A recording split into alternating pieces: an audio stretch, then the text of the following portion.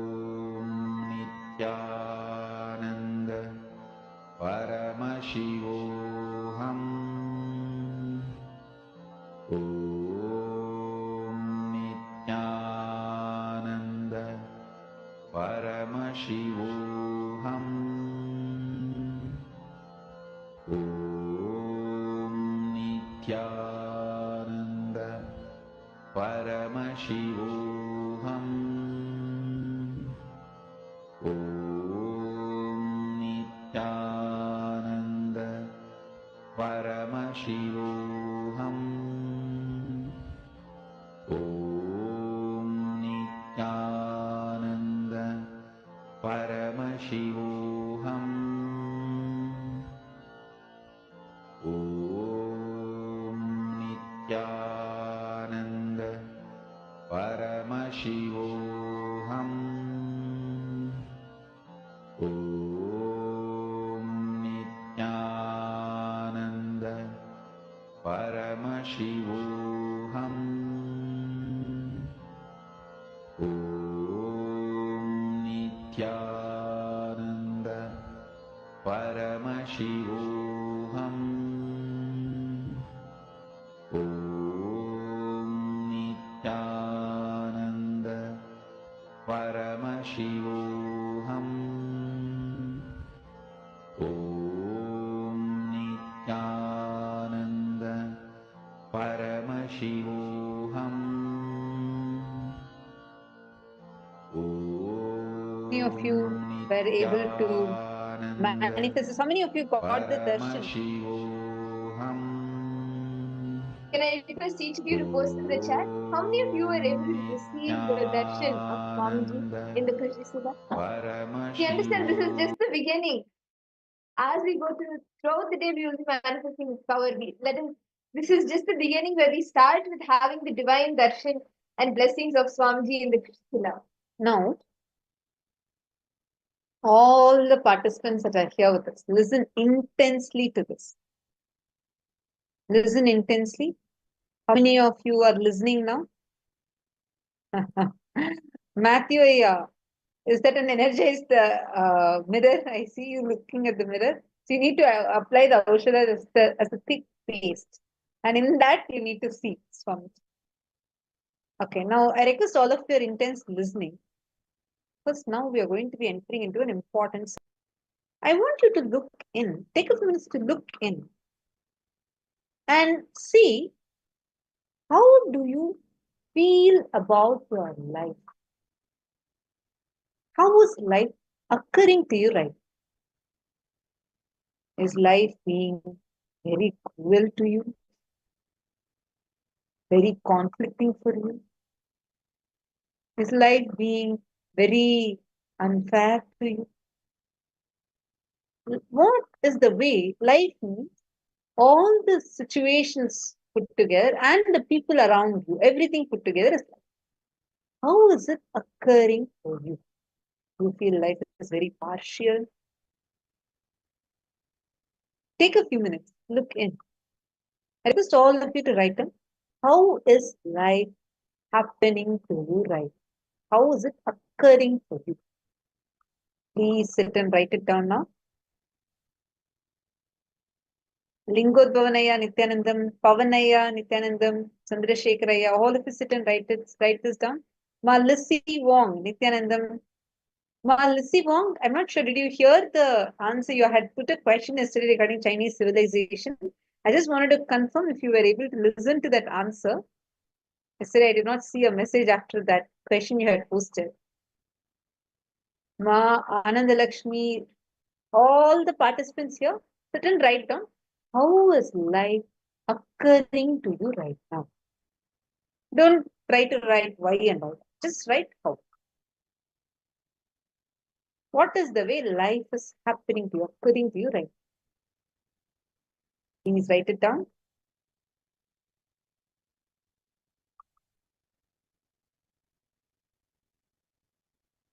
Pen down everything. However, life is happening to you without me filtering.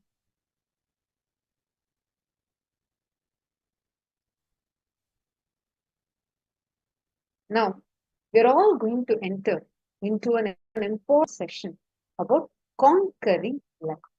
Let's listen to the revelation of transformation.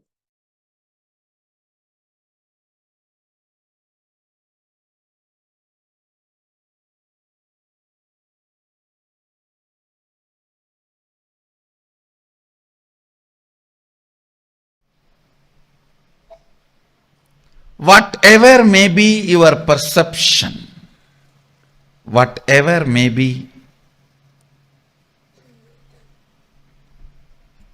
the way life occurs to you, don't try to find reason now. Please understand, I only asked you to pen down how life is occurring to you. I have not asked you to find your reason. No. All your reasons, please understand.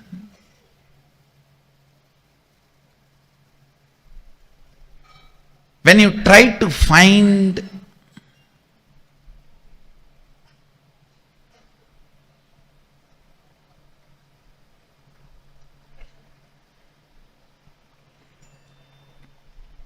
reason,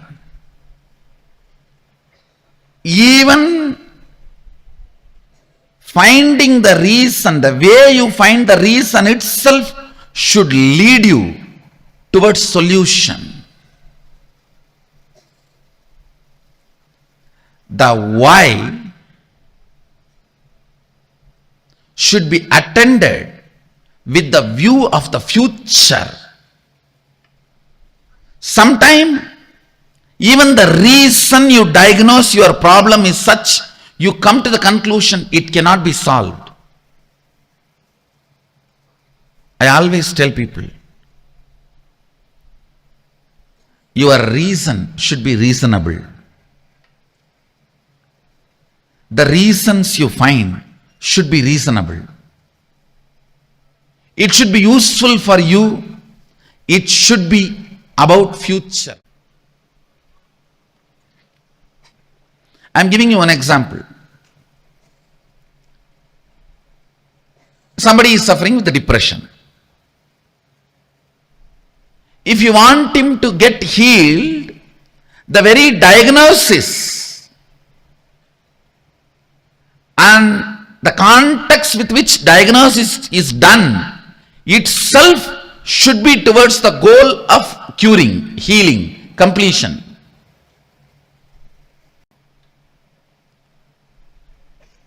The cognition which is put inside you, it cannot be cured forever. Depression cannot be cured forever. It can only be managed.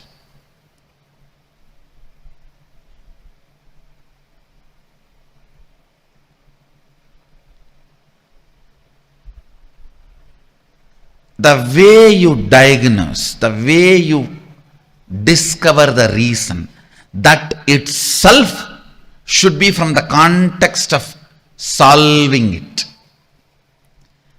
The way life is occurring to you now,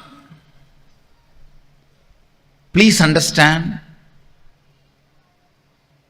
the second secret I want you to know from this program is right method of diagnosing your problems.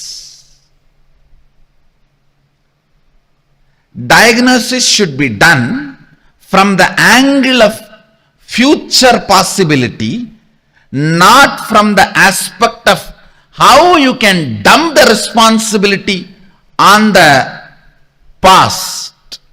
The why should be attended from future, that is only then it will become Z, zest, or it will be X, cut. If you try to deal the Y from the past, it will be just X, cut, crass. Only if you deal it from the future, it can become Z, zest. Listen, always attend the Y to make Z, not to dump as crass X.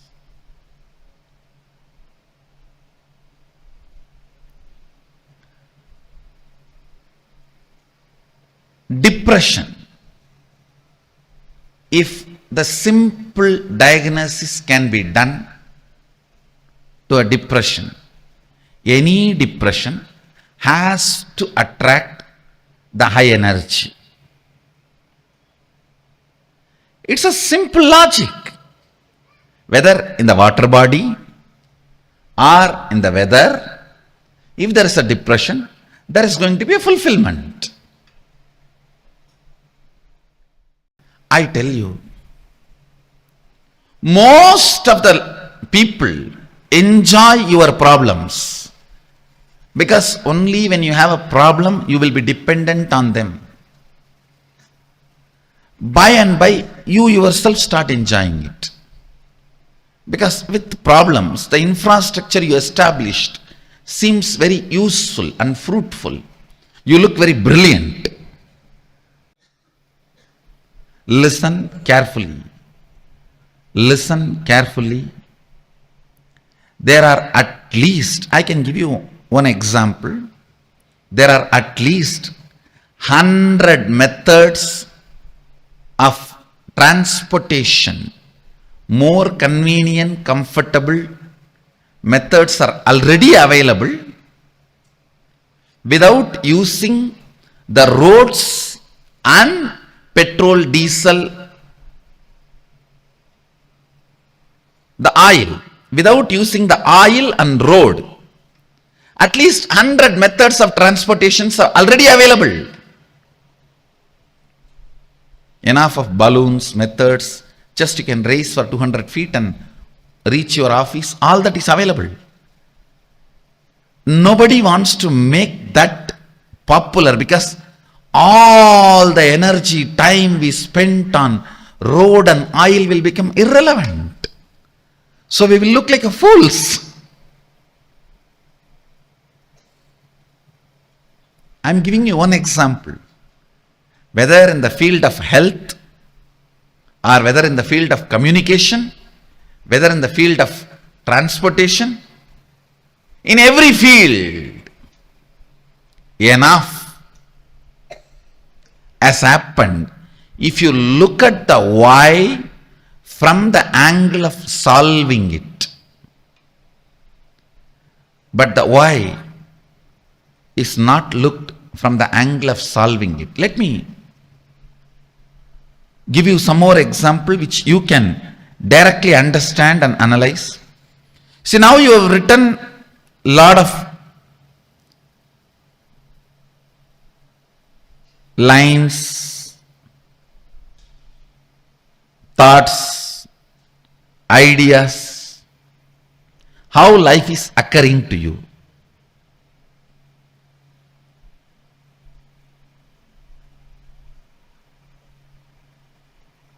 You always think, I know the problem, I know the solution, only I don't know how to execute it.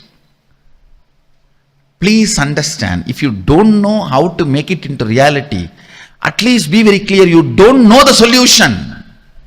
Don't have this half understanding. No, I know the solution. I only don't know how to make it happen. No.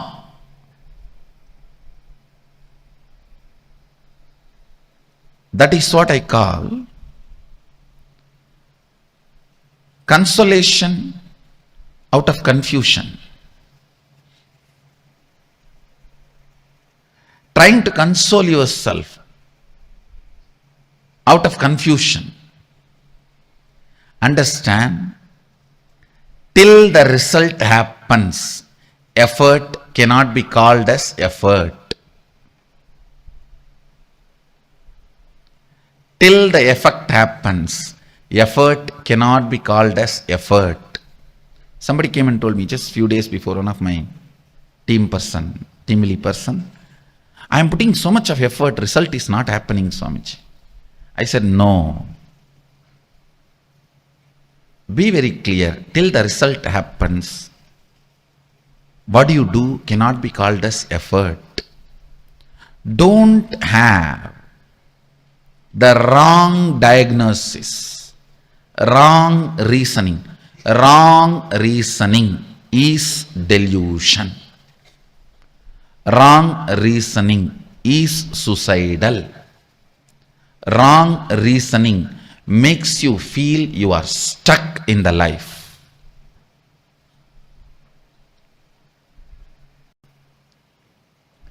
The first step, seeing how life is occurring. The second step, next step, always look at the life, perceive the life, understand the life, reason with the life from the context of making it as you want, making it as a reality as you want, not dumping the responsibility or playing the blame game on your past, on everything. We can blame everything, including ourselves, and say, this is the way it is, what can be done? No. That is what I call suicidal.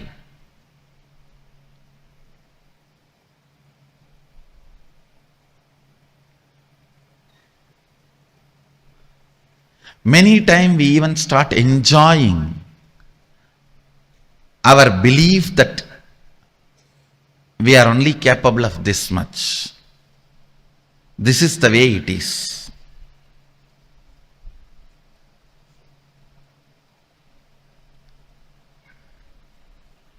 I'll give you an example. You want to be healthy, you want to wake up early morning 4:30 and do yoga every day and healthy. Is there anybody putting you in prison and tying you with chains on your bed at 4:30? No.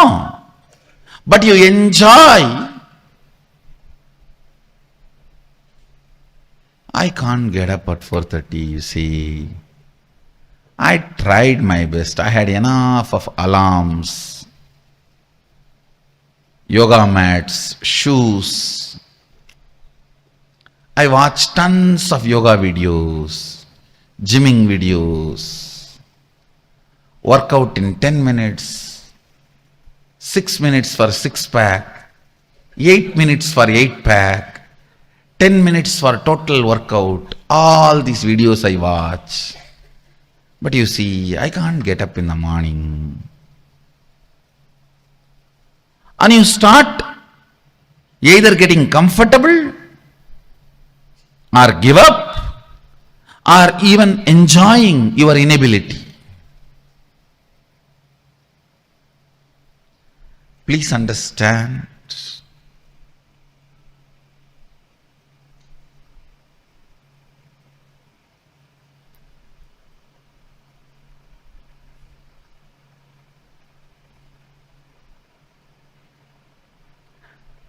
I am not even saying you need to put all your effort. I want to make only this statement as essence of this session. If you can start looking at the whole, analyze each and every situation from the angle of manifesting it as you want, instead of the blame game of why the way it is. See,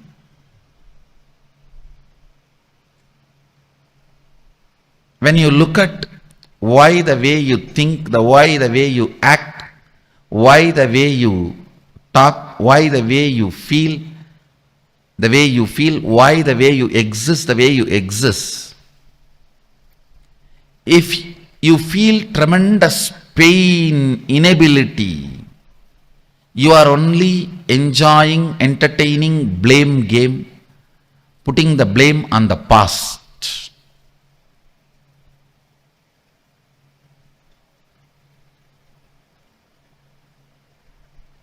Now it is time, even the why should be from the context of how.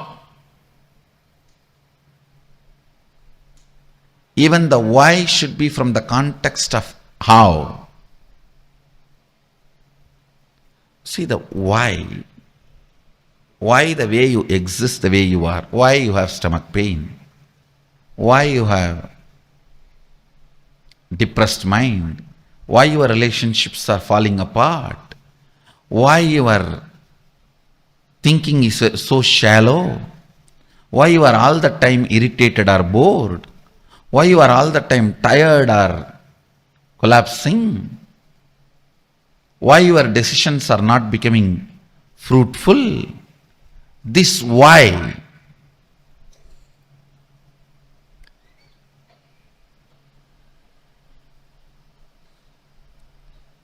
If you approach this why only to blame the past, the existence of past. Oh, you don't know, Swami, my background. For my background, even how I survived is extraordinary. No one else other than me would have survived in my background, the way I grew up or the place I was in. If you are interested in that, you will never find solution. You will never find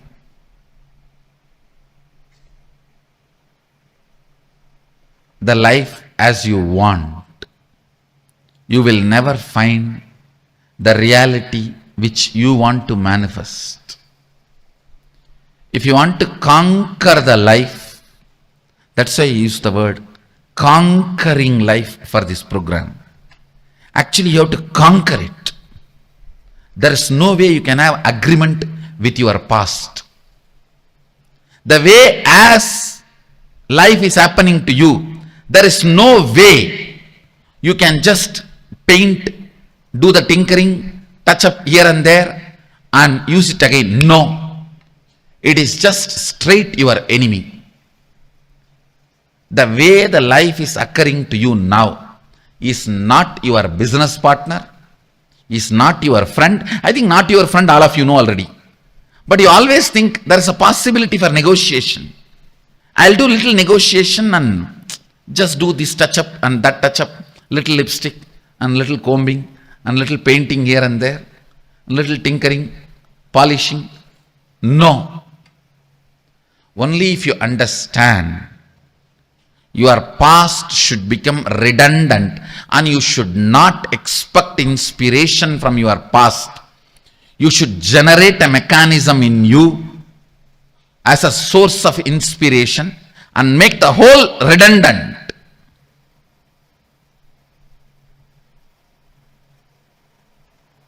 The whole should become irrelevant. Only then conquering can happen to you.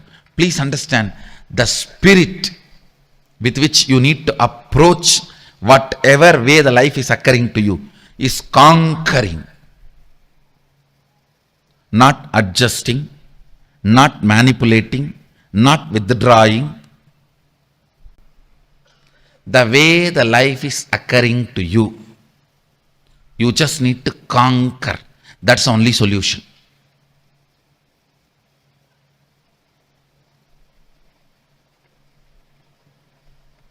As long as you have the light, soft corner and sympathy for you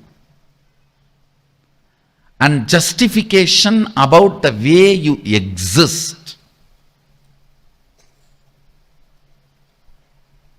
conquering is not possible. I am ferocious with your past. I am not asking you to be angry with your past. No. I am asking you to be ferocious with your past. Be ferocious with the way your life is occurring to you.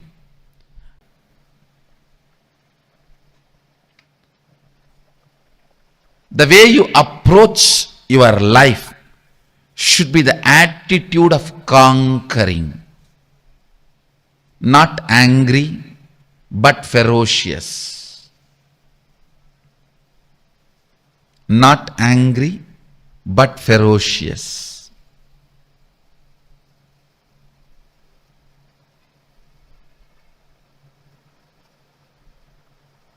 This is one small but great shift needed to happen the way you look at the life, the way you diagnose your life, the way you find the reason.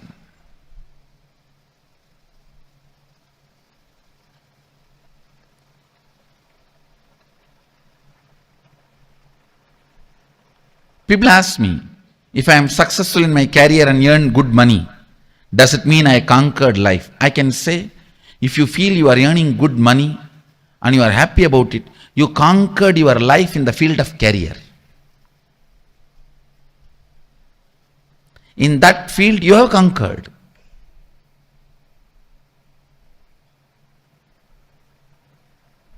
Conquering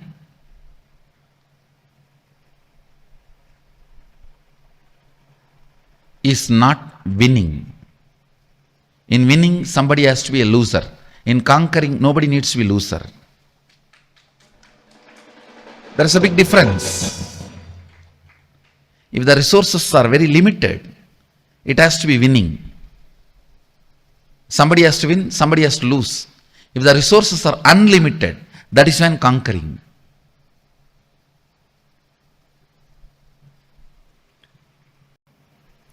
Reasons why you are enjoying this thought current the way you are enjoying, why the diseases are there the way it is there, why the relationship failures are there the way it is there, why the tiredness and boredom, irritation, all this exists in you the way it is existing.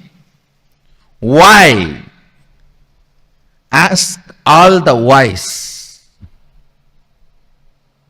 from the angle of solving it, not from the angle of blaming it. Few minutes of contemplation. Please take it up.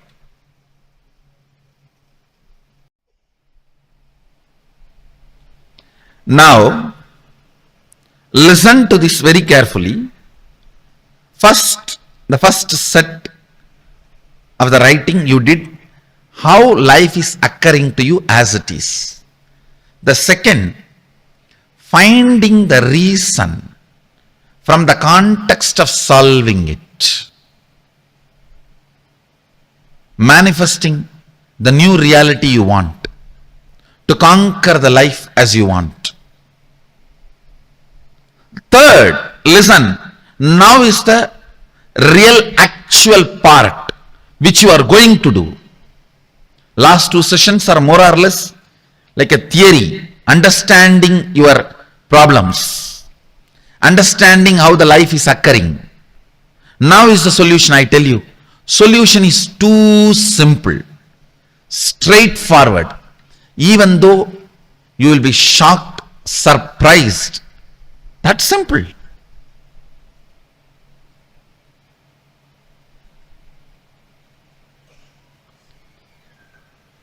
Because you don't practice, some solutions look very simple.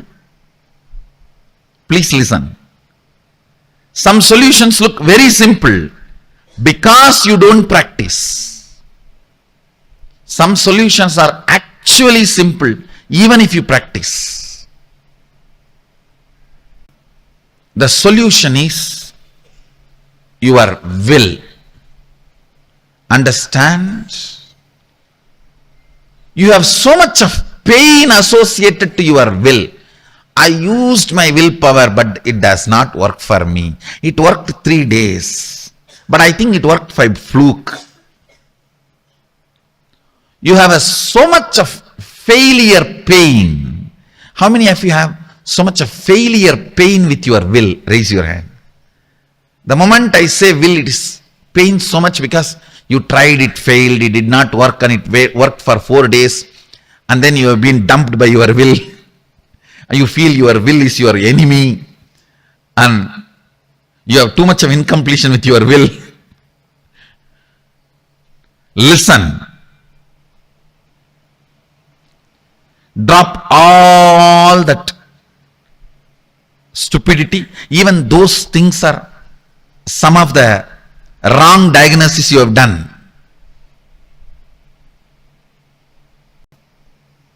most of the time, even your incompletions with your will, even your incompletions with your incompletions, your incompletions with your powerlessness, your incompletions with your inability, your incompletions with your impossibility, all this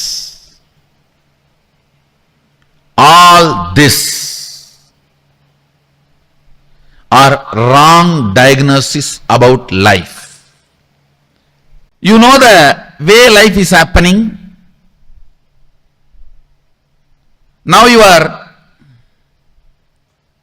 approaching it from the angle of solving, trying to find reasons from the angle of solving. Now I am giving you the exact precise solution. Listen carefully.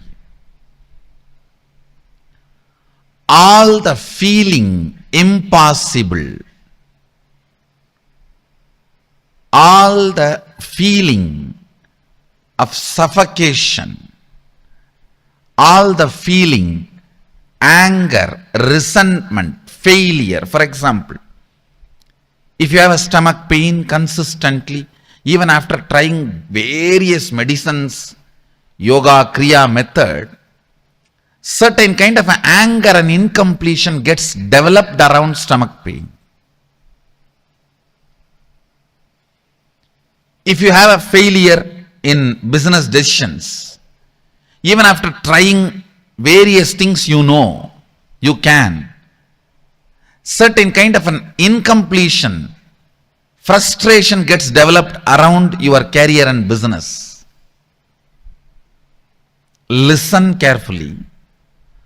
All these impossibilities, powerlessness in your life, you tried your best to bring completion with some relationship in your life, son, brother, father, friend, wife, daughter, daughter-in-law. With some people you try completion, to bring completion with the relationship, it's not working out. Somehow there is some incompletion, tug of war. All this only I call it as powerlessness. Listen, relive all this powerlessness. Even the emotions, thought currents, sickness which can't be named by you or branded by you. Sometimes the jealousy you feel, you will experience as powerlessness. You will never brand it as a jealousy because that hurts you. You will say, oh, they achieved, why not me? Life is unfair. Life is unjust. Please understand, reliving precisely helps you to diagnose from the right angle. Reliving is nothing but diagnosing any problem, looking at any why, precisely for the purpose of solving it. Listen carefully. Reliving any thought current, emotional current will bring precise diagnosis of why that problem, thought current exists from the angle of solving it. The perfect solution for conquering life is relive the suffocations, powerlessness you carry and declare with all your will you are going to create the reality you want. Please understand, it may look too simple, but it's a complete package. Whether you want to get out of your headache or you want to become enlightened, this package, completion, and manifesting your will is complete enough unto itself. Create the intense will to manifest the life as you want. Tell yourself and the universe your intention, the way you want to exist, the way life should occur to you.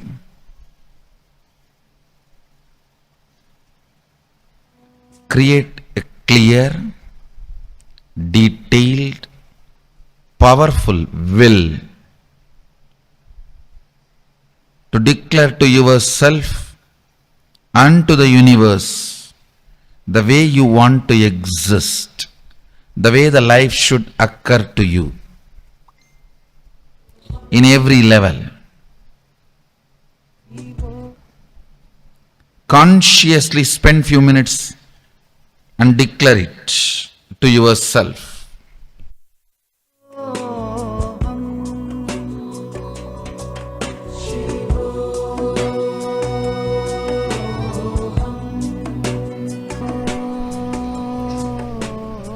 Powerful will with your declaration to yourself and to the universe.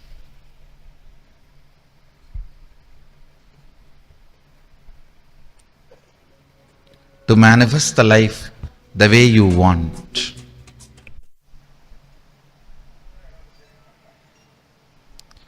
From the space of Sadashiva, I bless you all. Let your intention, will, become reality by bringing complete completion in you.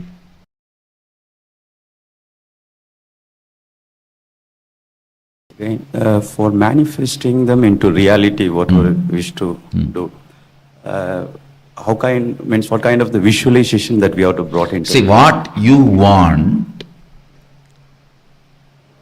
command it with your will. Please understand one thing. All of you listen. Your will is the umbilical cord connection between your individual soul and the cosmos.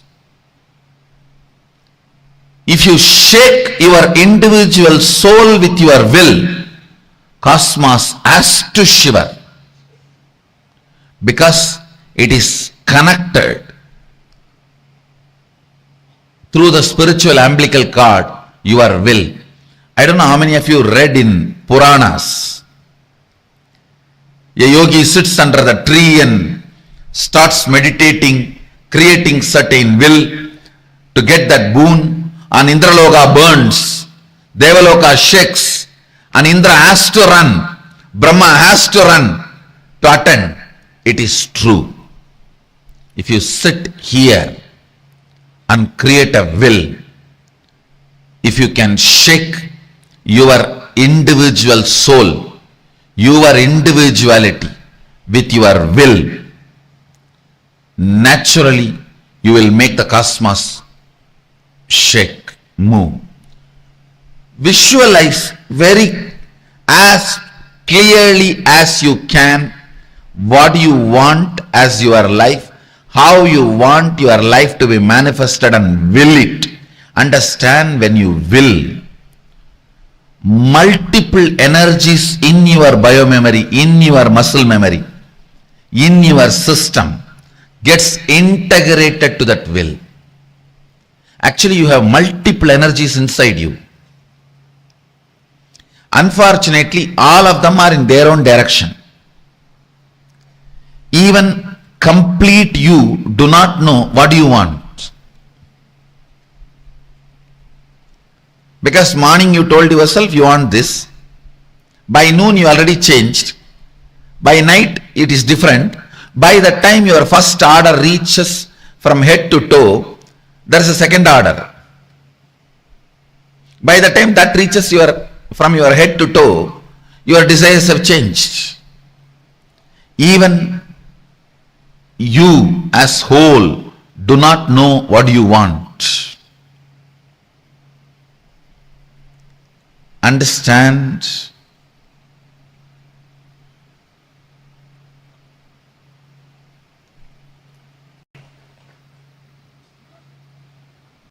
The next question we have from Milpitas, California Center. Raj is asking, what is will? Just executing your intention? Please understand, here, when I am using the word will, I am not even going to the step of executing. I am only asking you, will it, means declare it. What will happen usually when you declare, your own internal energies get integrated. That's the actual first step supposed to happen in you. Then, the execution will happen not as you usually imagine.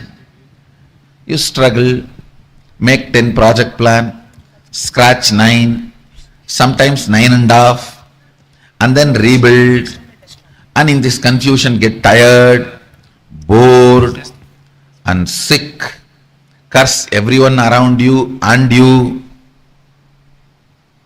Don't even bring the word executing, because there is too much of incompletion with that word executing within you. Please understand, how many of you, the moment you think you need to execute something, there is so much of incompletion? I am telling you, incompletion with executing is incompletion with life.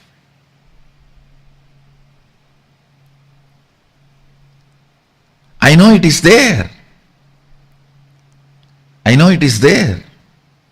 That is why I am saying, don't even bring the word executing. Will is powerful enough. Will is powerful enough to integrate.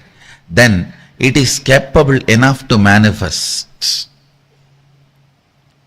Maybe a little bit of your cooperation is required, but you may not need to do this whole executing exercise.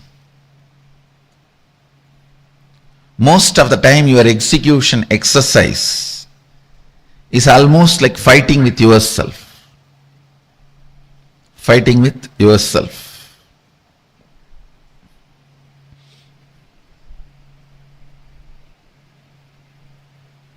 Next. How much ever you analyze in the initial level, you will be analyzing only to a certain limit. But with more and more completion, your analysis will become more precise. When your analysis is complete, the problem will not be there. Yesterday I was telling, the moment you diagnose rightly, the disease will disappear. It is one of the technology from Ayurveda. Same way, the moment your analysis is perfect, the problem will disappear. So, how to know whether your diagnosis is perfect, your analysis is perfect?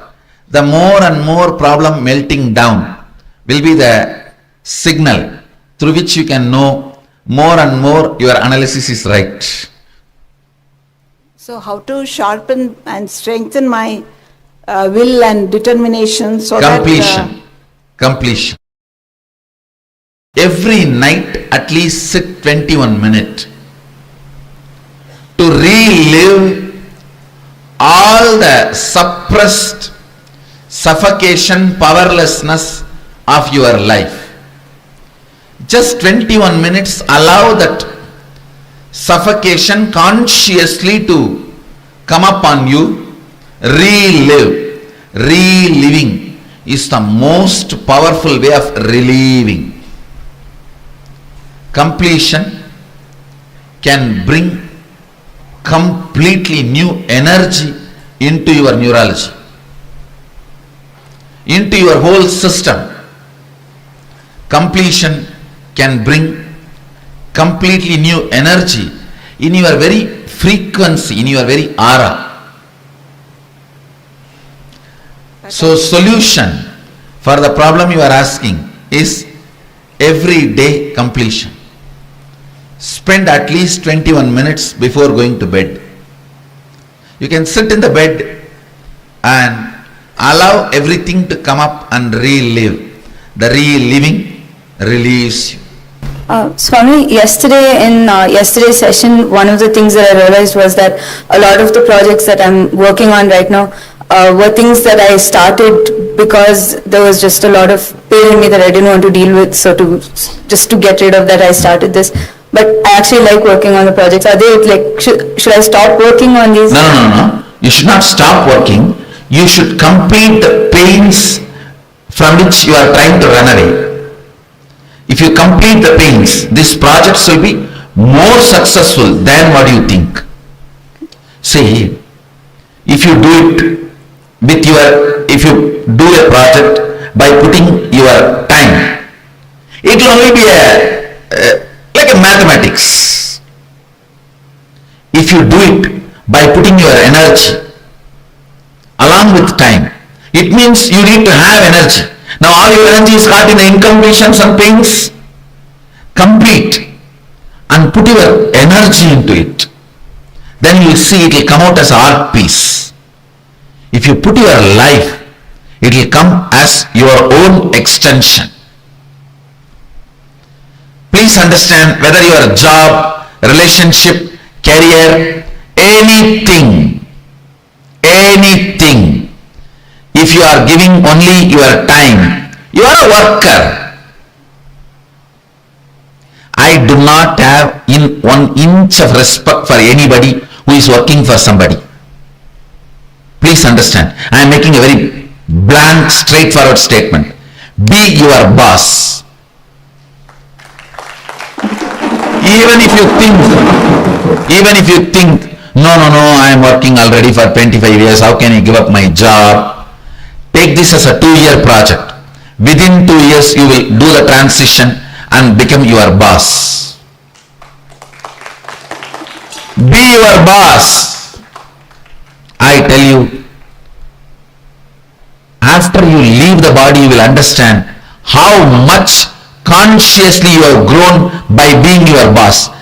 Please understand, only to the people whom you are serving, your clients, your customers, whom you are enriching, should be your boss. Be your boss. I tell you, consciously you will be complete about life. If you are working for somebody, you will learn only one thing: to give your time.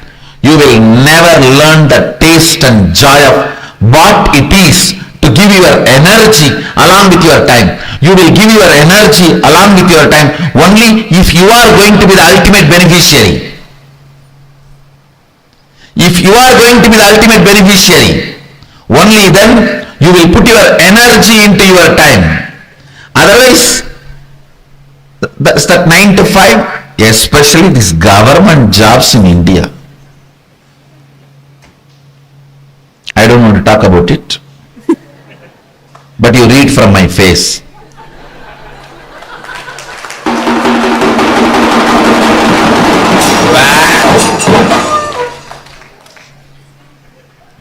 No, really. If you want to make some fellow dead, if you want to destroy somebody, if you don't like somebody in your life, want to destroy them, somebody for any reason, just get him a government job in India. For his life is done. No, he learns there the ultimate cunning, cheating methodology of giving only time, even by mistake not giving little energy or giving little life to his time, So that is the way he will destroy himself. That is the worst, long, prolonged, painful suicide. Giving your time for something, but not giving your energy or life to it is the most prolonged, most painful suicide possible. Be your boss. You will learn, you will be inspired to give your energy to your time.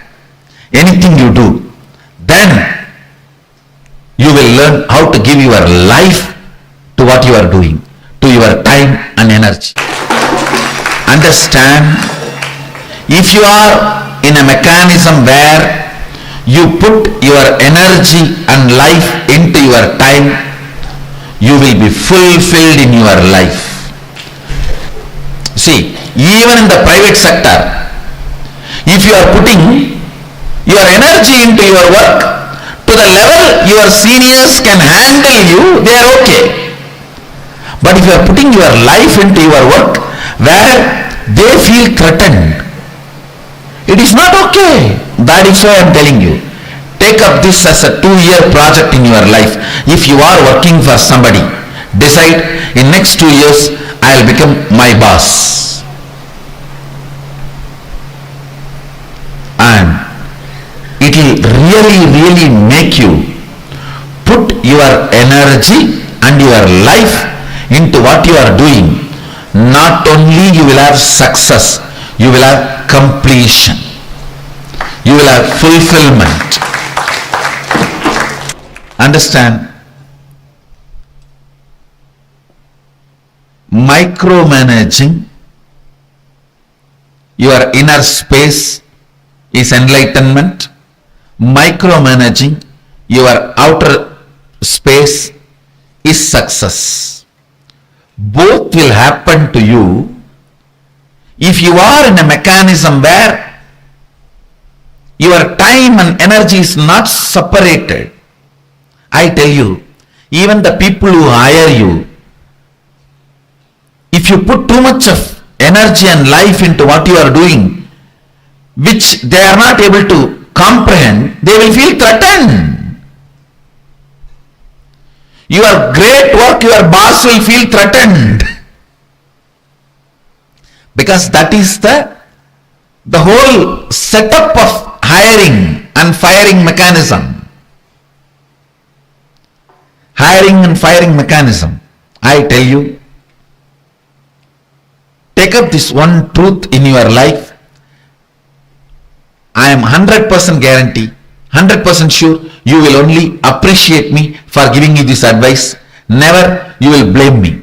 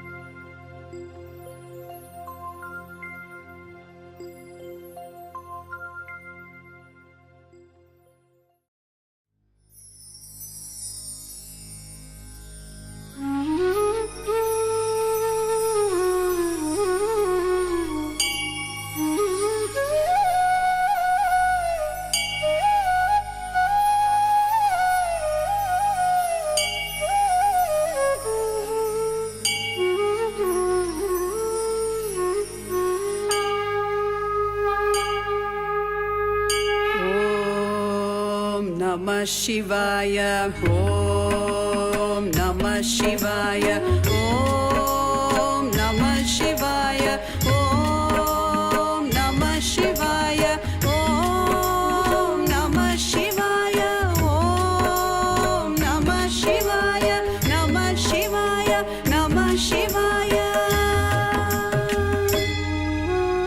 Gangadhara Lingeshwara ಶಂಭೋ ಮಹಾದೇವ ಗಂಗಾಧರ ಲಿಂಗೇಶ್ವರ ಶಂಭೋ ಮಹಾದೇವ ಗಂಗಾಧರ ಲಿಂಗೇಶ್ವರ ಶಂಭೋ ಮಹಾದೇವ ಗಂಗಾಧರ ಲಿಂಗೇಶ್ವರ ಶಂಭೋ ಮಹಾದೇವ ಜಟಾಧರ ಜಂಬುಲಿಂಗೇಶ್ವರ ಓಂ ನಮಃ ಶಿವಾಯ ಜಟಾಧರ ಜಂಬುಲಿಂಗೇಶ್ವರ ಓಂ ನಮಃ ಶಿವಾಯ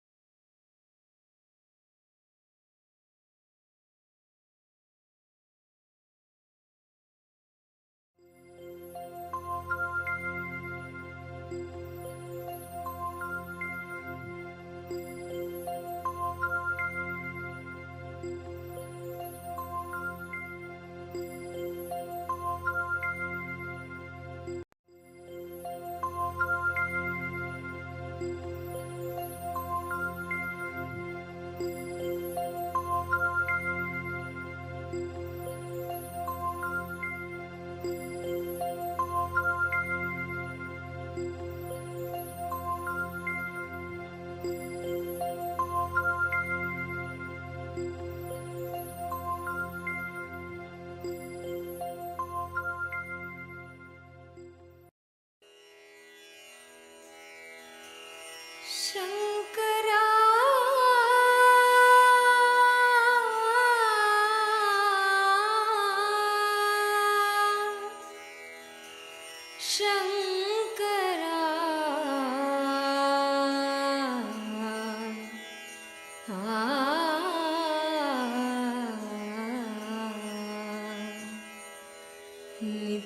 Nithyananda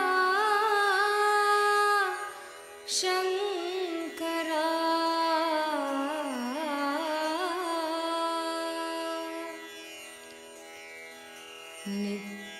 Nithyananda Shankara Anandeshwara Shankara Nithyananda Shankara Anandeshwara Shankara Nithyananda Shankara Anandeshwara Shankara Nithyananda Shankara Anandeshwara Shankara Shankara Bhayankara Shankara Bhayankara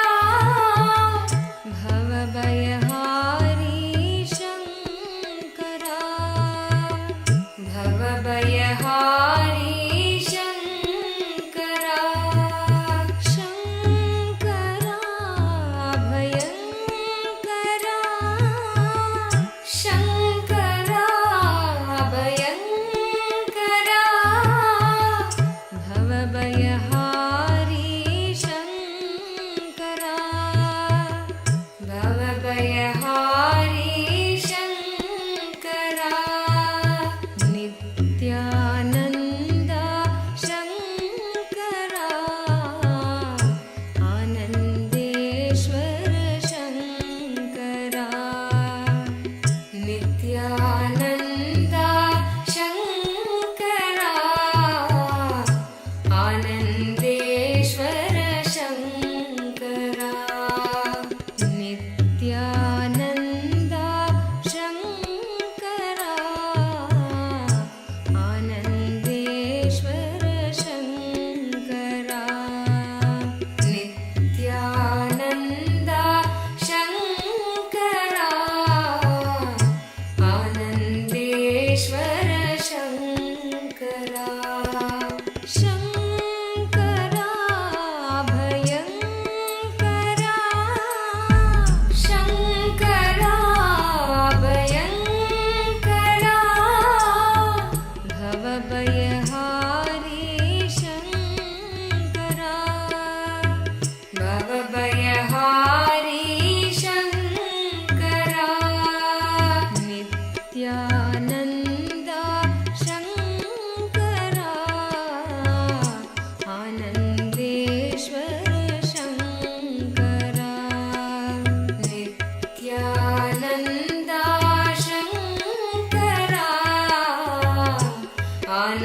Anandeshwara Shankara Paramatma Shiva Shankara Pavana Purusha Shankara Paramatma Shiva Shankara Pavana Purusha Shankara Paramatma Shiva Shankara Pavana Purusha Shankara Paramatma Shiva Shankara Pavana Purusha Shankara Nityashwarupa Shankara Nithyananda Shankara Nityashwarupa Shankara Nithyananda Shankara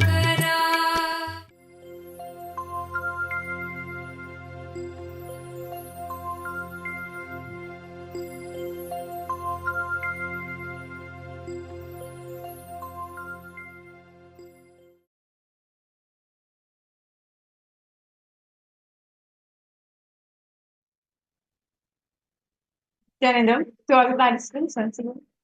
That was a very beautiful revelation given by Swamiji. I request each of the participants to pose their understanding. What did each and every one of you understand from this session? So many different revelations Swamiji spoke. So I request all the participants to post your understanding. Whatever so far you have understood, you can please post in the chat section. And like Swamiji revealed, how you experience the way how you experience life. You taking the responsibility for life. Literally, you manifesting the space of continuously addressing all problems in life from the angle of solving it makes you a leader, makes you have really makes you manifest life, manifest breakthroughs in life. Actually, this conquering life, this entire session on how be your own boss and how you should approach life from the angle of solving it, it's such an amazing session because in this session, Swamiji is revealing one of the most important truths, one of the most important secrets. Understanding how you experience, you manifest, you radiate the principle, the ultimate Paramasatya. How you are the source of everything around you and taking responsibility for that. When you look at the problems in life, not approaching the problem from the angle of the past, which is X, because it's past, it's gone. And whenever you try to put the dead weight of your past on the present, you only project that, recreate that even into your future. This is such an amazing session, actually. Like how Swamiji told, when you approach all the problems in your life from the angle of solving it, from the angle of taking responsibility for it. Like, for example, you can approach all problems of your life. For example, if you're not manifesting wealth, you can say, oh, you don't know, I have tried too many times, jobs will never work for me. I cannot do 2 shifts. That is too uncomfortable for me. And whatever I have to do, all the backlogs that is there, I cannot sit and spend time now. Family vacations are important for me. We keep giving the reason from the angle of like just as to get stuck from the angle of the past. Instead, when you address the same situation from the angle of future, you take responsibility for it. It becomes possessed, it becomes best for you. When you take responsibility for everything that manifests for you, you will suddenly see such an amazing shift in life in everything that you want. You will just see how each aspect, however you want, whatever you want to manifest, you'll see how every area you're just showered, how you can. Cosmos will give you more and more resources when you start taking the step for it. Swamiji will tell, whenever Swamiji declares, Swamiji will tell, if I declare right now that Golden Temple has to happen, I will know that the entire cosmos will shower the resources needed for it. I just need to make the declaration. It is the exact same thing for us. When you declare, when you approach life from the angle of solving it, your problems will no more look like a dead end. No, it will look like a possibility for you. You will start seeing beyond the problems. You will start seeing how you can actually solve it. You understand Swamiji's terms. Most of the time in our life, we limit ourselves to only our cognitions. As very beautiful Swamiji says, I see, past is a good memory. But most of the time, instead of forgetting, instead of making past redundant for you, we hold on to it so much. And Swamiji said, because the influence of past is still there over you, based on that only you take decision. Actually, the best example of how you can see Lingotvana saying life is blessed and blissful with Swamiji. I can't agree with you more. Like literally, because you will see many times because we are so used to judging ourselves from the past, we judge every relationship from the past. We look at every relationship from the past. Like, for example, think about it. If you have a bitter spat with someone, and when you have to go back and relate with that person, you are going to carry the wound of the past in you. You will still project, you will still have a certain filter from which you look at the other person. But Swamiji, right, tons of times. Like if you are a Kailasavasi and if you get to witness at most personal dimensions of Swamiji, this is one thing you will see. Swamiji will never ever judge you from your past. Like tons of examples, tons of experiences has taught me this. Like so many times we'll see, oh God, this person did all this person has cheated, this person has done this. Definitely Swamiji will not accept them ever back. They do not deserve a second chance. Our logical mind may say all of them. Swamiji will really, it will not be, see, either society teaches us hypocrisy where we have inside though we hate, we just start thinking like outside we'll say, oh no, I'm so happy, I'm so grateful for you that you're here, or it's fine, I've forgiven, let's move on. But inside us, we will still carry a judgment, we will still carry an incompletion. Swamiji will really see that person as a possibility. Even that person themselves will not see themselves as such a possibility the way Swamiji sees that person. You will see when Swamiji makes a decision, it will not be in any human logic. Our logic, we will not be able to comprehend. That's why you will never know what the Swamiji decision will be for each person. Sometimes you will think, it's such a small thing, there's nothing much in it. But Swamiji will be very, very particular about it. But sometimes you think, oh my God, is this such a huge thing that has happened? How do we deal with all of it? Like, I'll tell you all one example, right? This is one of my most favorite experiences. This is in Sadashivoham 2017. Sorry, Mahasadashivoham 2017. And in Mahasadashivoham, we had originally planned, like the plan was where we would have a beautiful hall. The construction was going on for the hall, and the huge, like 2-story building, like a hall structure was being built for the program. And when program got announced and the program is nearing, the project was like, okay, it was happening. But for some reason, something happened. And the construction department's head, he came up to Swamiji. The program is starting. We have just like 2 days. I'm not even joking, just 2 days. 2 full days and 2.5 days later, 2.5 days. And the evening, just 2.5 days before, that construction head, he came to Swamiji, and Swamiji always goes around. Like if you're in Inner Awakenings or if you've been in Adikailash, you have witnessed.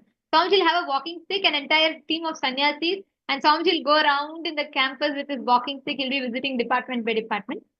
And that day, the construction department head, he came up to Swamiji and he said, Swamiji, I think we are not going to be able to do Mahasadashivam here. The construction has stalled, it has stopped, it is not ready in 2.5 days. The hall will not be ready. Literally, if you see, you'll only see like it's just a structure. Like there's no tile, no roofing is not complete fully. Like top roof is there, but the different layers, separation between the different floors are not there, and all sorts of things. And the construction head was so stressed, he was almost sure that the program itself might get postponed. He was like, people are coming and it's not ready. What are we going to do? Do we change the destination? Do we get another hall? Do we do this, that? And could we utilize some other, this thing? And we were all, like, logically, right? Any human mind would say, oh, no, yes. Maybe Swamiji will tell, switch to another hall or maybe another location. Some way or the other, it will be worked out, and it's impossible that this building will not work. And sorry, it's impossible that the building will get ready and all of that. And Swamiji look, absolutely zero stress. Extreme, real responsibilism. Swamiji never exaggerates, never has stress. It's all too small word. These human qualities doesn't even map to him. But Swamiji had like zero. Swamiji didn't even get tense, nothing. He said, he looked at the lead of the construction department. I still remember I had the opportunity to be there. And I witnessed this whole incident from beginning to end. Swamiji said, don't worry. Then Swamiji said, no, right now, this will happen. In this same hall, program will happen. Much more grand and successful. Don't worry. Tell me where exactly the things are stuck. And the construction department, he said, the head, he said, like, this construction team has not come. The people who are supposed to come, the workers who are supposed to come for arranging, they've gotten stuck because of something. And some more other reasons were there, and he gave a huge list. And Swamiji came, I still remember, a simple plastic chair. That's all, just a normal plastic chair was that. Swamiji sat in that empty, semi-constructed building. Swamiji sat in the center of the hall. And Swamiji said, I am not going to move from here till I get the hall ready. Come on, let's do it. And it was not like Swamiji didn't tell anyone you do, like it was not like, how to say, Swamiji didn't say, okay, all of you do this, and go. No, he said, I will sit here, let us do it. Swamiji sat there.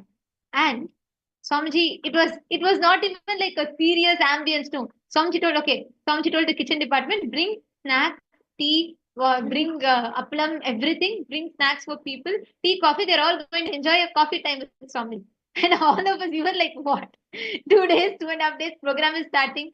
And see, that's an unfortunate thing. Society makes us believe only when you are stressed, only when you run around like a headless chicken, you're so stressed, you keep, getting anxious, having panic attacks, then only work will happen.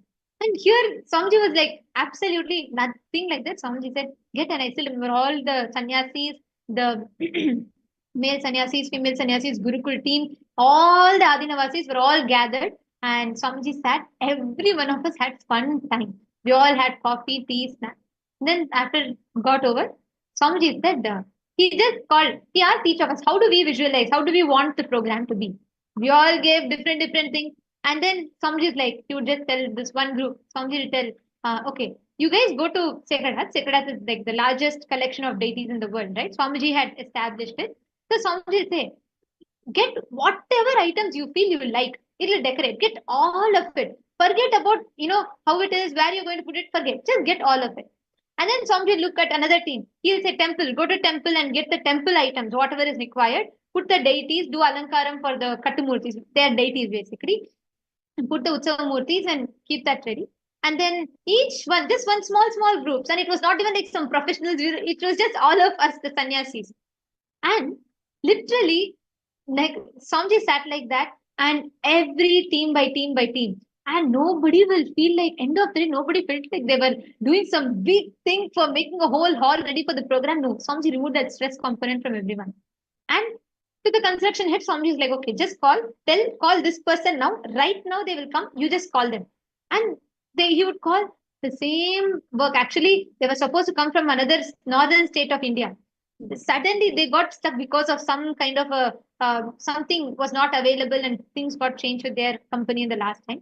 And suddenly they just told him, as soon as he called, they told, oh, we have made the arrangement. There is another team of ours situated near your place. They are coming right now in the next 2 hours. Magically things happen. Like, I can't even tell this enough because I was a witness to this whole thing. Swamiji sat there and Swamiji did not move. We all at least had breaks. We could go in between. Swamiji didn't move. He didn't sleep. No, nothing. Swamiji was just there. He would go, he will check every design, every this thing. And Swamiji made sure in the next, exactly like the previous night, next time Mahasadashram was going to start, the previous night, the whole hall was so grand. I still remember the construction. It was like, Swamiji, even if you would have finished the construction of the entire building, we would have not planned like what Swamiji has done. Like, nobody had stress. There was no shouting, no stress, no nothing. Like, there was no sort of an ambience where anyone will feel like we're working in such a tight timeline. It just happened. And everyone were only happy. Everyone was so joyful. For all of us, it was like, wow, we had such a personal time with Swamiji. But the entire thing happened.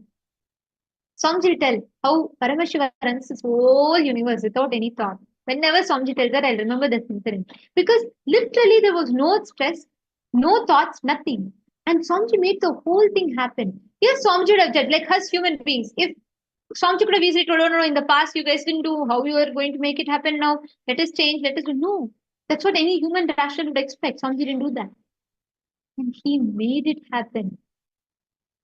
Understand, any time you deal with life from the angle of past, again and again and again, you only recreate that failure even in your future. How many of you are understanding it?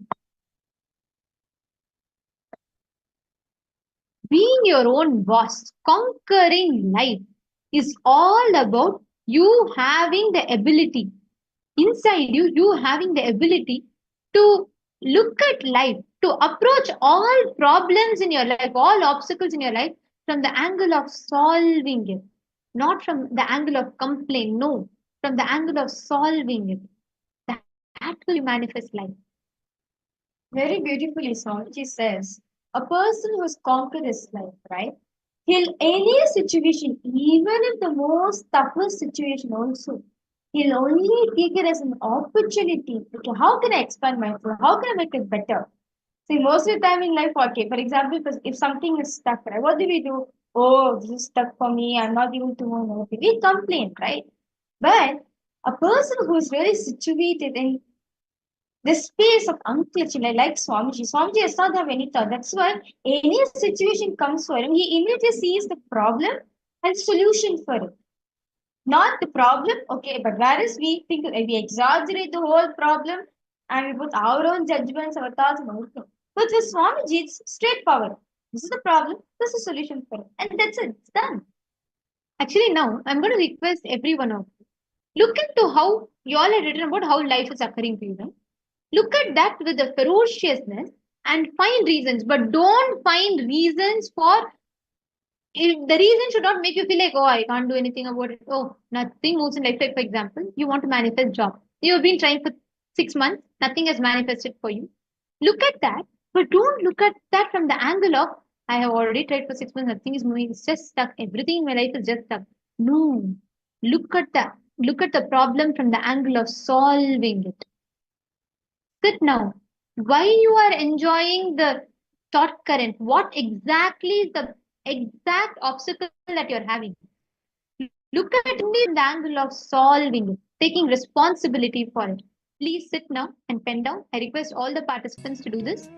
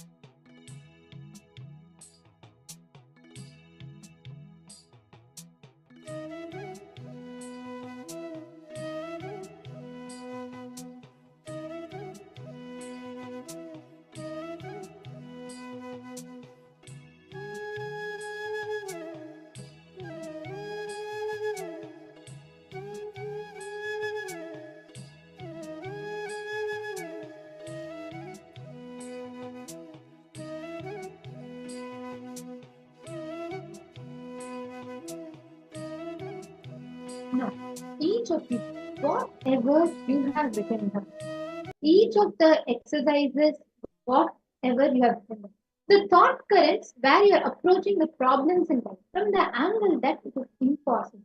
Revisit all those conclusions from the angle from the angle of solving it, resolving it. Yes. So now, I request all participants, whatever you written down, right? Now, just shift your cognition. You always felt whatever problems you have whatever problems have come across. We always been seeing the angle that, okay, it's a problem for me. It's a problem for me. I have to find a solution. But understand, the moment you shift your cognition, the moment you shift your inner space from problem to solution, you will see whatever situation you are in, you will manifest a solution. This is strongly mean by leadership. Meaning, you are experiencing the state of unconnection. If you are in space of pure unconnection, right, you'll be easily able to differentiate. This is the problem and this is solution for it. Okay? I request all participants now to now whatever problems you have. Now look at each of the problems from the angle of solution oriented. Yes. Look at each of the problems when you're looking down. Instead of making it as a problem for you, take it as an opportunity for you to experience, for you to find a solution for it, for you to expand your possibility on it. The moment you understand, the moment you decide to approach life in this, all the problems, whatever seem nearly impossible for you to solve, suddenly you will see that it will start having a shift. Matthew Vestaya's said, being my own boss gives me the possibility to manifest the life I want. Actually, see, the concept of being a boss should not be from the concept of, oh, let me not, like, for example, let's say you go to your boss and you ask for a leave. Your boss says no, he rejects it. You decide, how dare he, when I want, he's rejecting. Let me see, I will not need to, I'm just because I'm dependent on him and I have to ask his approval and I'm dependent on him for my bread and butter. So I have to go through all of this. So I'm going to work and one day I'm going to be in a position where I would not need to depend on him. And you work. And then you will become a boss. But once you become a boss, you will still, and you will feel like, say he denied my leave. Today, come on, I'm in a position where I can deny someone's leave. Let me deny and show that, I don't need to depend on my boss always for me to do it. Understand, even if the concept of being under someone causes incompletion and from that you are taking, that decision also is wrong because then even if you succeed, you only succeed as per, it's like the poor man's definition of richness, not the rich man's version of richness. So please understand all the incompletions, anything that pushes you to make a decision, how you want to manifest your reality. Listen to this very carefully. Every time, how you want to do, how you want to be, all the different aspects of you need to consciously design it and you will see how it will start manifesting as a reality. Now, from this space, we are all going to be entering into manifesting the present. And right before that, I'm going to request all the participants in each thing that you wrote now, make a decision consciously and ask all the whys on the angle of solving. And sit now, relive all the powerlessness. Like Swami told, only when you relive, you will be able to understand the thought current for why you behave a certain way, why there is pain, why you enjoyed certain things the way you enjoyed it. Sit, look in and pen down. Please take a few minutes. I request every one of you to please do this.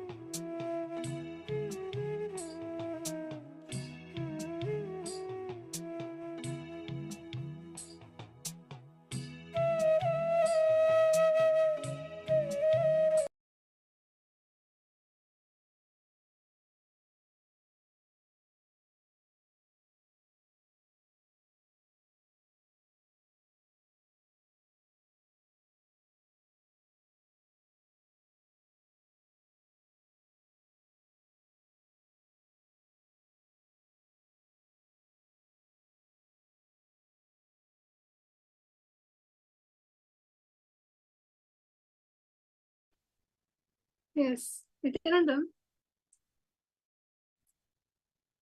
So now all of us can relax from the exercise that we have been doing just now on relieving all the powerlessness, the emotions, the thought currents,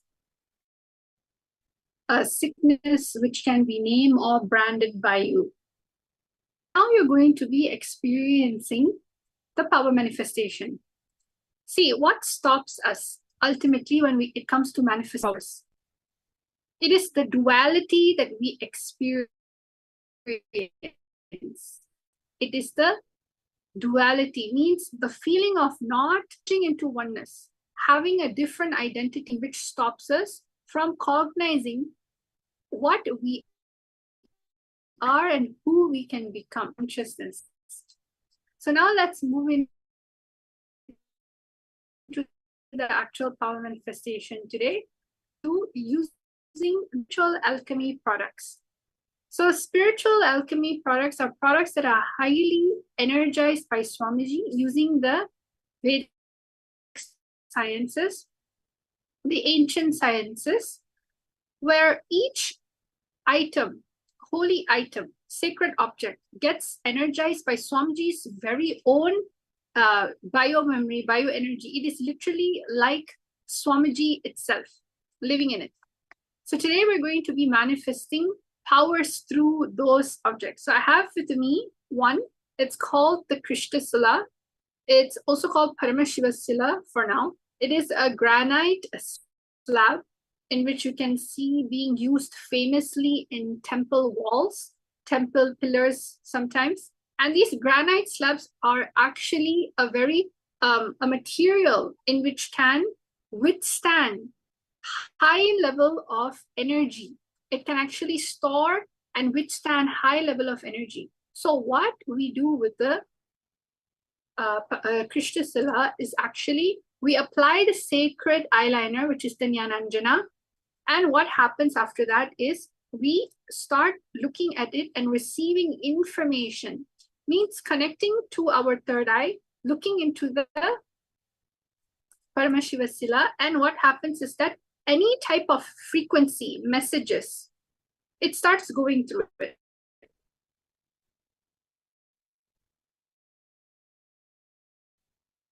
So I see our regulars attending, Ma Ananda Lakshmi, Ma Gabriel, yes, Nithyananda, welcome, Ma Fatima, Ma Mihri, Ma Basde,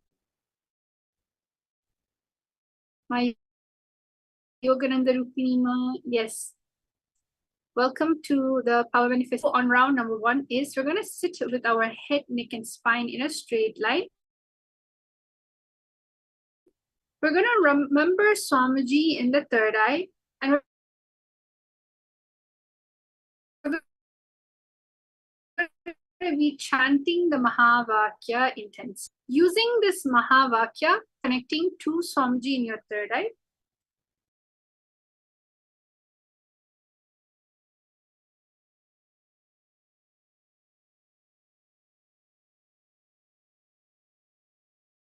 And you're going to be looking at all 3 eyes, what we're going to be doing.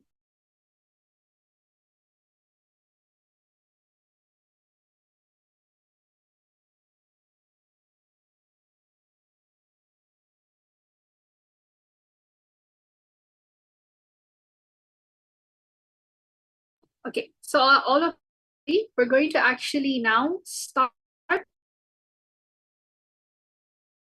with our actual power manifestation session. Wait, please hold on to Issy. For all of you, you would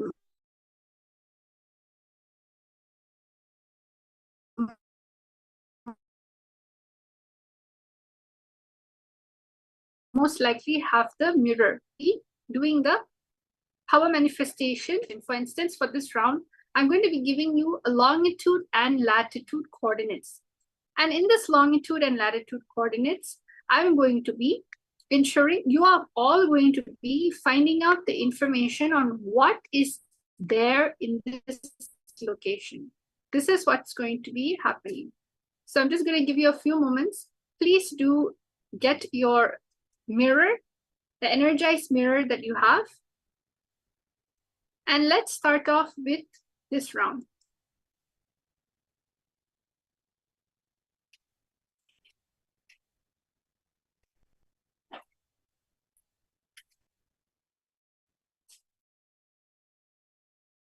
So all of you are going to intensely chant the Mahavakya, Om Nithyananda Paramashivoham. And I'm going to give all of you 2 minutes to see the alchemy product, which is the mirror or anything in which you're using. Describe it fully as detailedly as possible.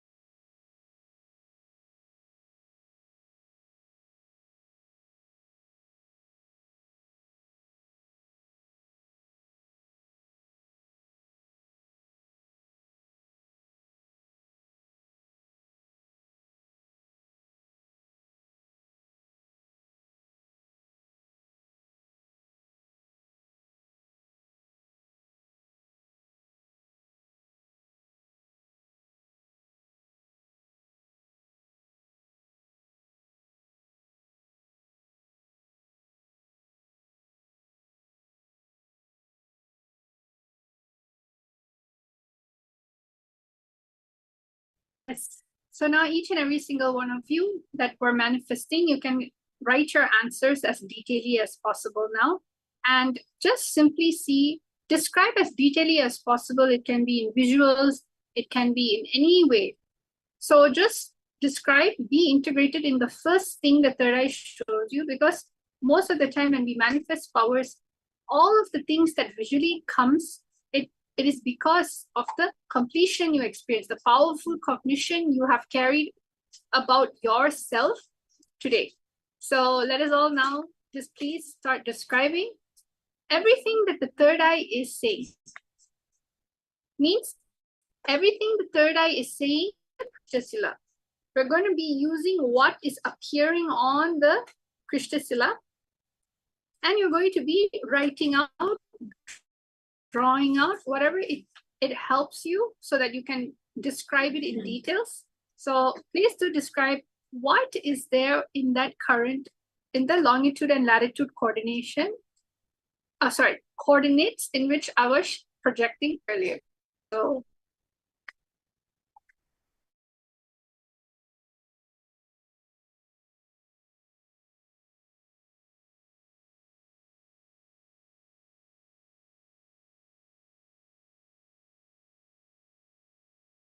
I'm able to see Mahmiri. She's explaining Norway, North Cold Place, Snowy Mountain. Okay, that's good. Fatima, the first word that came was Amazonia, and second one was a peak of a mountain with snow on it, and later I saw desert. Okay, good. Claire, monkey, animals, 2 parents, 2 kids, an African safari, crater, lots of people, and Eiffel Tower. And Mihri, I'm seeing my hometown now, Xinjiang, China. Okay, what is it there in your hometown? You can actually share. Yes. So now let us all go into finding out what is the answer for this round. Some people, I think they said boats.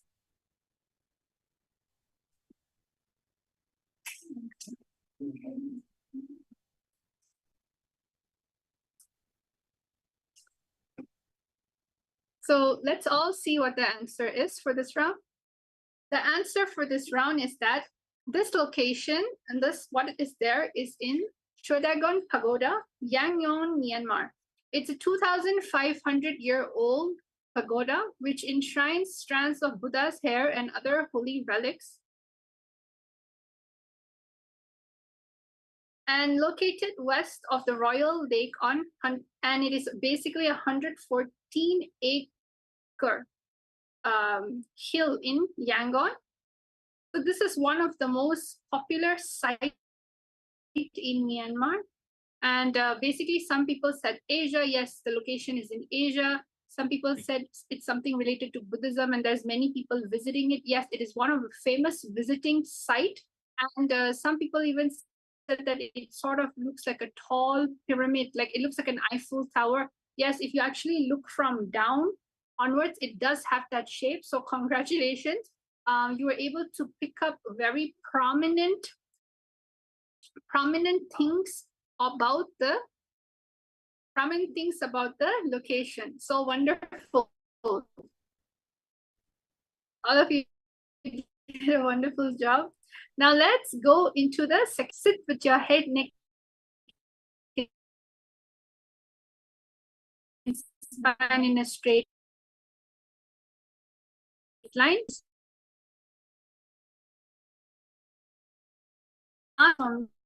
What is that in this next location? Okay, so let us all now sit and chant the Mahavakya. Again, go into the oneness space with Swamiji.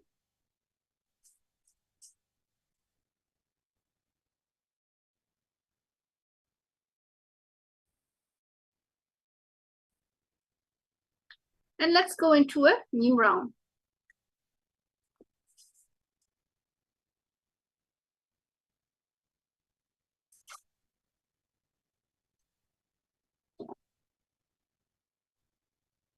And remember, whatever it may be, don't just drop your logic, because it is not that you're experiencing with Swamiji. Just hold on to that and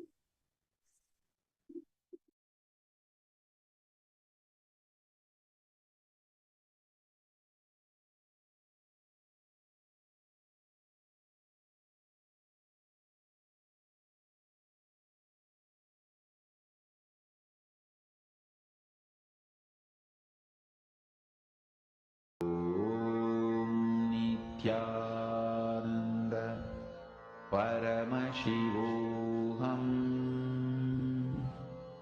Om Nithyananda Paramashivoham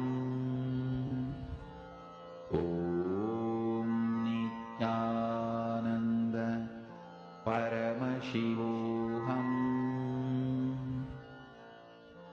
Om Nithyananda Paramashivoham Om Nithyananda Paramashivoham. Mahamahāvāgya, spiritual lullaby for samadhi, and Suprabhatam, wake up call, wake up song for Paramashiva. This Mahamahāvāgya is spiritual lullaby for you to fall into samadhi. Suprabhatam, wake up song for Paramashiva to wake up in you. Just remember this one powerful cognition. This Mahamahāvāgya puts me in samadhi. This is spiritual lullaby for samadhi, and Suprabhatam, wake up song for Paramashiva in me, for Paramashiva to manifest. With this one spiritual powerful cognition, chant this Mahamahāvāgya.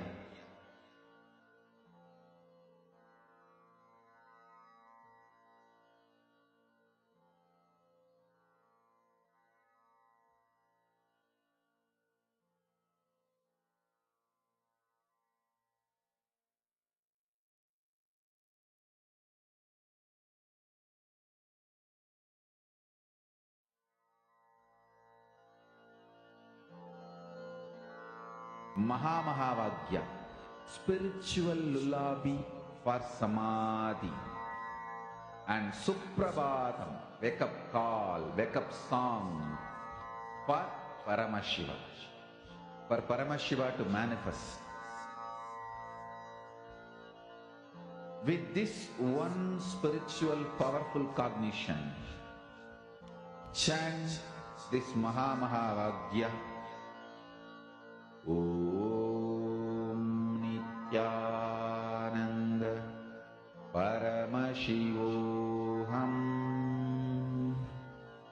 Om Nithyananda Paramashivoham.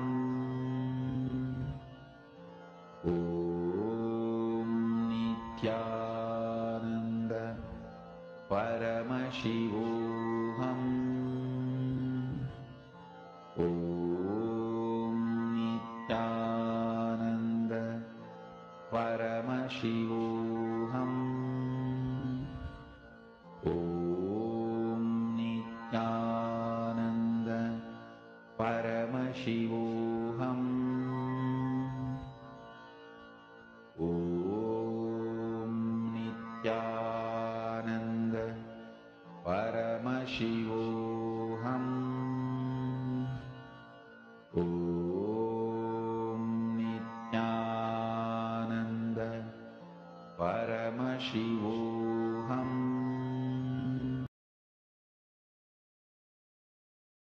Nithyananda. So now each and every single one of you can start writing your answers down. What is it that Swamiji has shown you on the spiritual alchemy product what was there in this location? As detailed as possible, start describing all the things that third eye is showing you. Ananda Paramashivoham Om Nithyananda Paramashivoham Om Nithyananda Paramashivoham Om Nithyananda Paramashivoham Om Nithyananda Paramashivoham Om Nithyananda Paramashivoham Om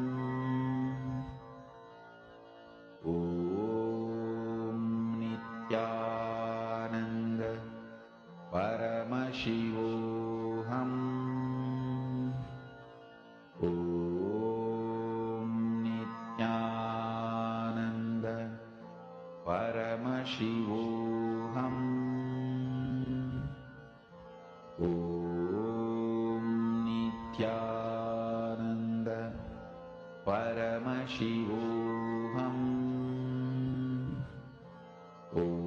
Om Nithyananda Paramashivoham Om Nithyananda Paramashivoham Om Nithyananda Paramashivoham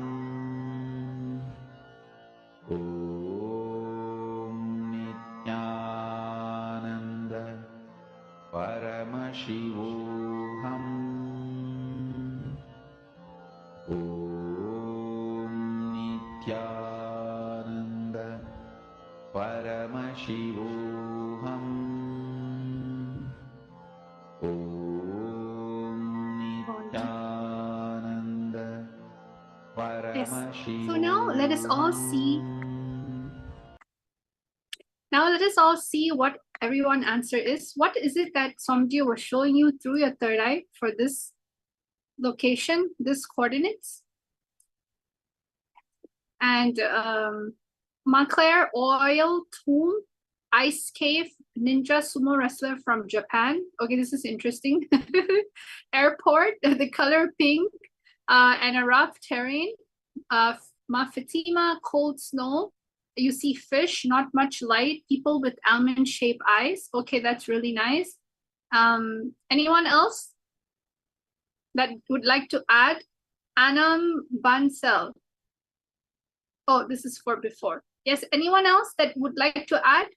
Malisi Wang, Xing Wang, Margarita, Nithyananda Ma. Yes, Oriad, Anandalakshmi. In a short while, I'm going to be showing the answers to all of you.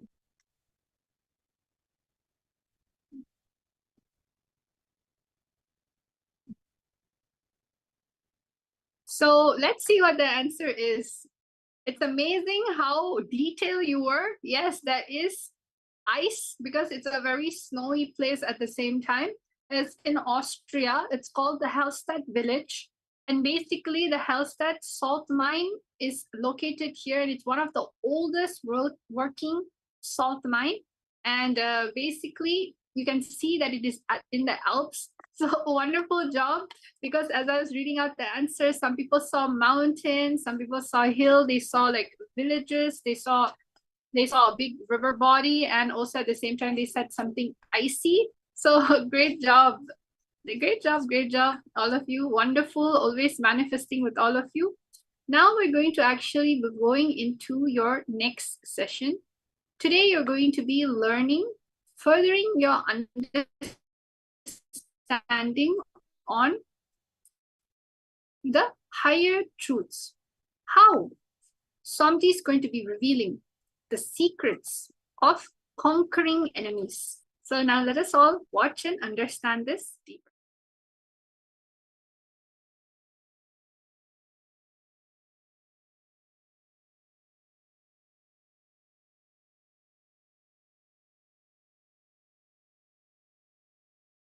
By Kartikeya and Subramanya, Skanda, Kartikeya, Subramanya, Skanda, who is completion of Sadashiva himself.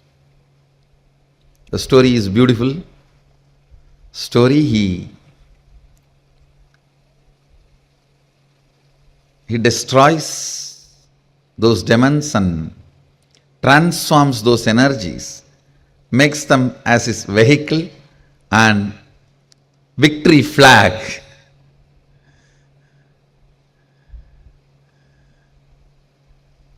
The attack done on him, he transforms that itself as a brand for him after victory, after his victory.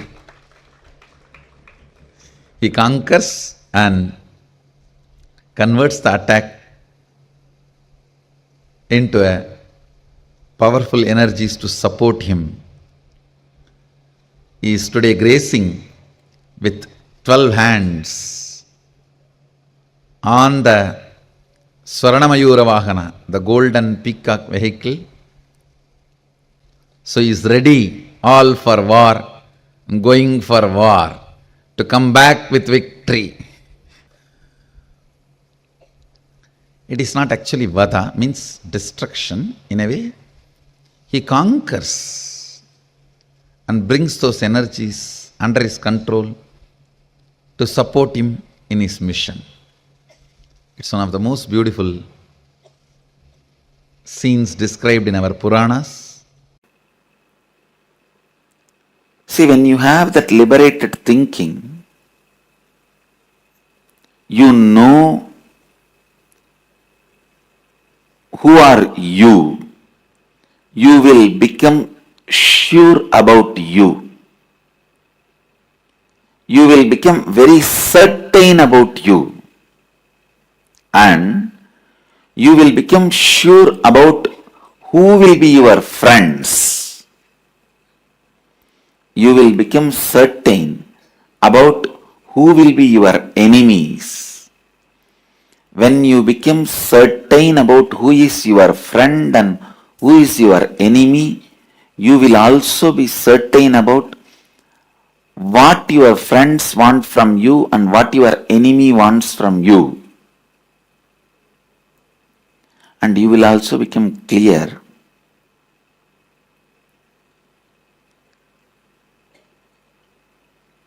what world expects from you, what you are supposed to deliver to the world.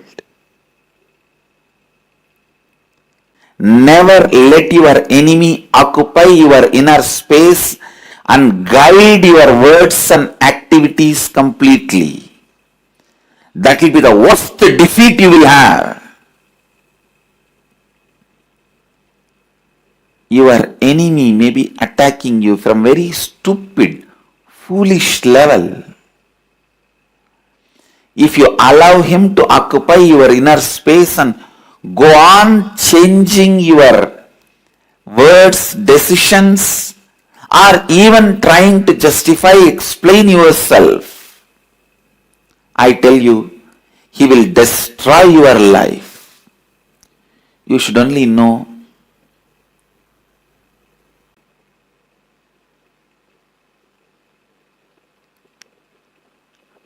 what is the world, the real world wants from you. What is it you can add to the real world and enrich? See, it's like some floating plants will be floating on the water, small ponds, tanks. Sometimes you will not even know it is a water. It look almost like a land. How the floating plants cover the water and you mistake it for the land, These few stupid fellows who cherish enmity towards you, who harass you, will try to cover your eyes and show that they are the world. The moment you believe those stupid few enemies who harass you, abuse you constantly, they are the world, you lost your life. Because now they will be guiding you continuously. They will be standing in front of your eyes in every statement you make, every word you make, every action you do will be guided by them. That is what they want, and it means they won the game. Understand? You need to know what is the self, what is the world, what is the Ishvara, what is the humanity, and who is your enemy, and what is the world, the real world. I tell you, the more you cherish enmity towards anybody, the more you lose contact with reality. The more you cherish enmity towards anybody, anything, you lose contact with the reality, because the enmity is such, it constantly reminds about your enemy. Enemy looks too bigger than what he is.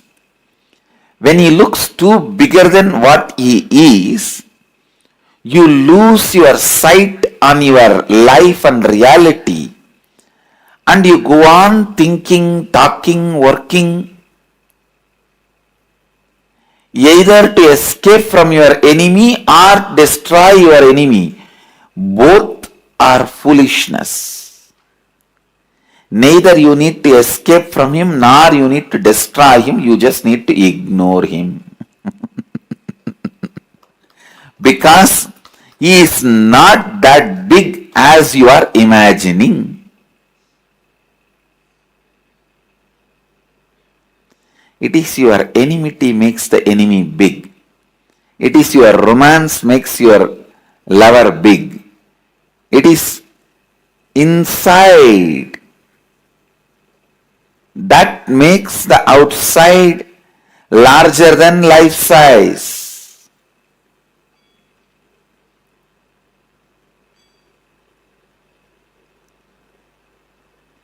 It is that which is inside that makes anything which is outside larger than life size.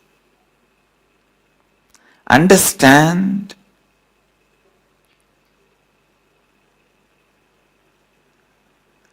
When you are so sure about what you are,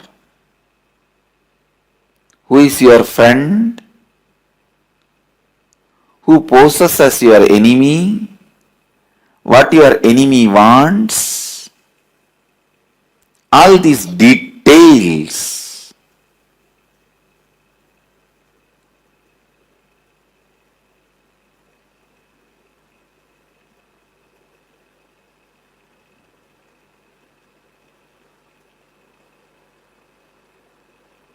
your very thinking will be liberating you.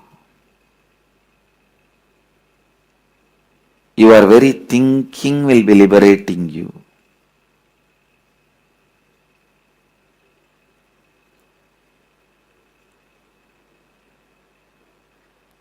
Your thinking can be binding you if you have a weak thinking. Just small 1 plus 1, you will not make it as 2, you will make it as 11. If you have liberated thinking, even if it is 11 or 111 or 1111, you know how to cut the one separately and break them and throw it away. I tell you, if your thinking is able to put you in the state of powerfulness, the space of powerfulness,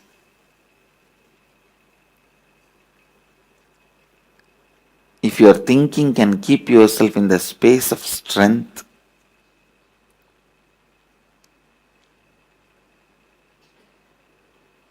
that is enough. You will never bother to conquer somebody. You will never bother to power over somebody. You will never bother to build enemies for yourself. And even if somebody tries to cherish enmity towards you, they can't do anything to you because you can't be manipulated by their enmity. See, only when you also accept the fear and recognize somebody as your enemy,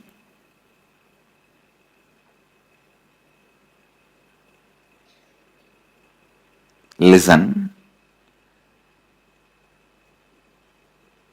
for enmity to be complete, one person has to feel enmity towards you and you should have fear towards that person and accept his enmity. Just like friend request, enemy request.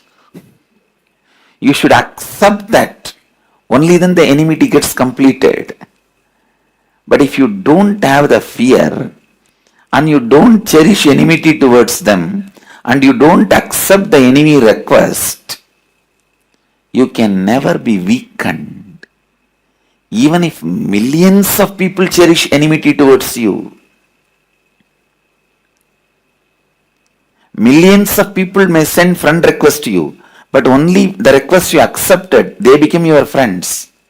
Same way, thousands may send enemy request to you, but only if you accept those requests, they become your enemy. Do not ever bother, be bound by any of the so-called enemy requests.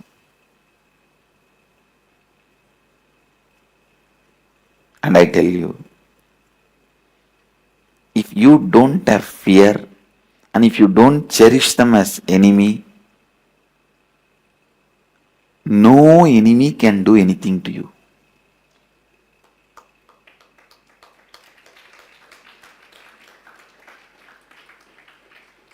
Whatever they may try, no enemy can do anything to you. It's law of life. Because only when you have a fear and you accept them as enemies, then now they have power over you. They will guide you as they want. They will tell you what they want and what they don't want from you. And constantly you have to be running about it. Either you will do as they want to escape from them, or you will do completely opposite to prove to them that you are more powerful than them. Both are foolishness. Just do what world wants from you. Just do what you need to do to the world. Just do how you can enrich the world. In any of your decisions, your enemy's decisions should not be mixed. Understand? Directly or indirectly, any way, if your enemy's influence gets mixed in your decisions, it is like dropping poison into the milk. Never allow your enemies to put their influence in your decisions.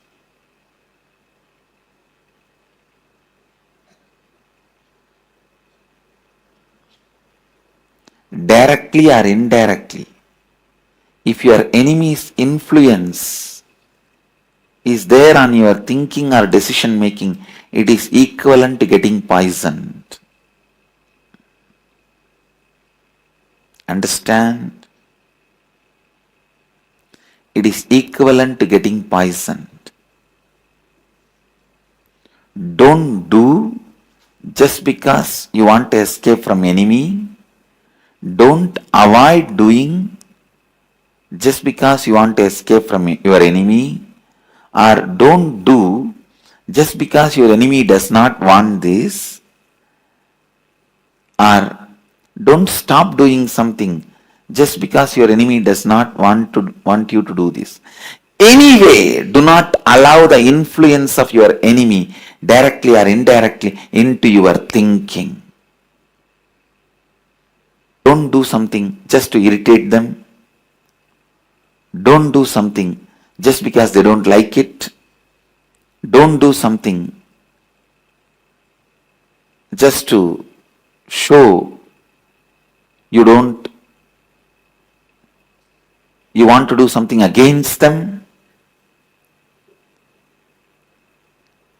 Positively or negatively, directly or indirectly, your enemies should never be able to influence you. That is liberated thinking. That is liberated thinking.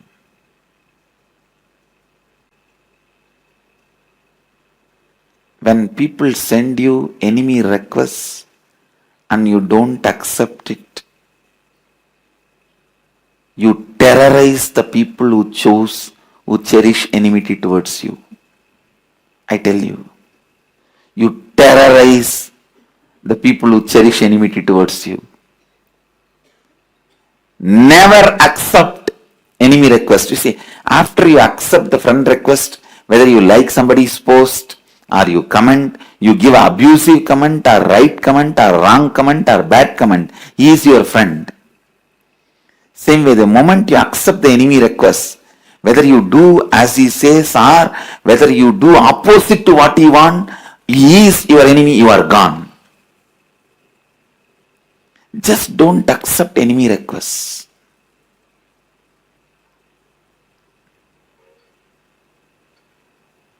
Just don't accept enemy requests. You will terrorize your enemies. I tell you.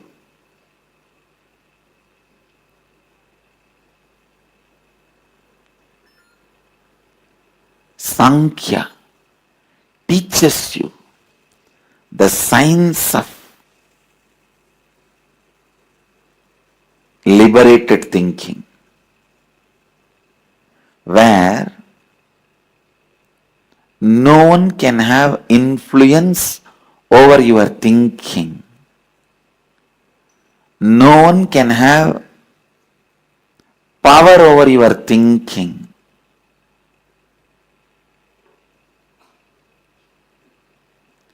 No one can have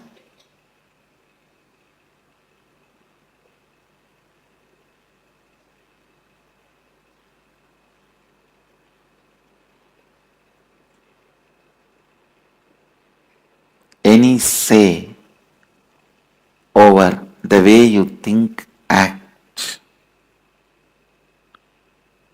The complete liberation, complete spiritual liberation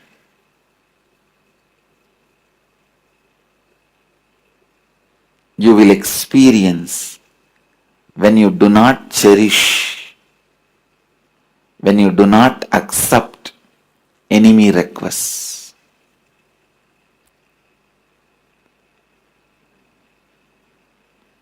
Just like Facebook friend request, in life book people send you enemy requests. I tell you, when you accept the enemy requests, you lost your power. You lost the goal of your life. You can't enrich the world. You can't do what you are supposed to contribute to the world.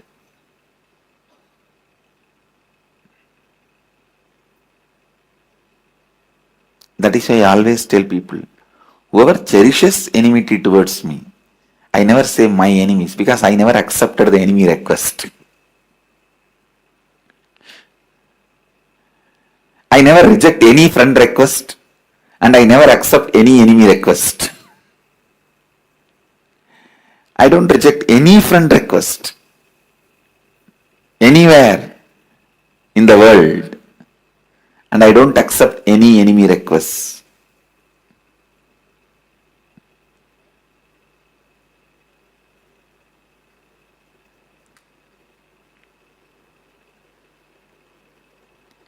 Don't accept enemy requests.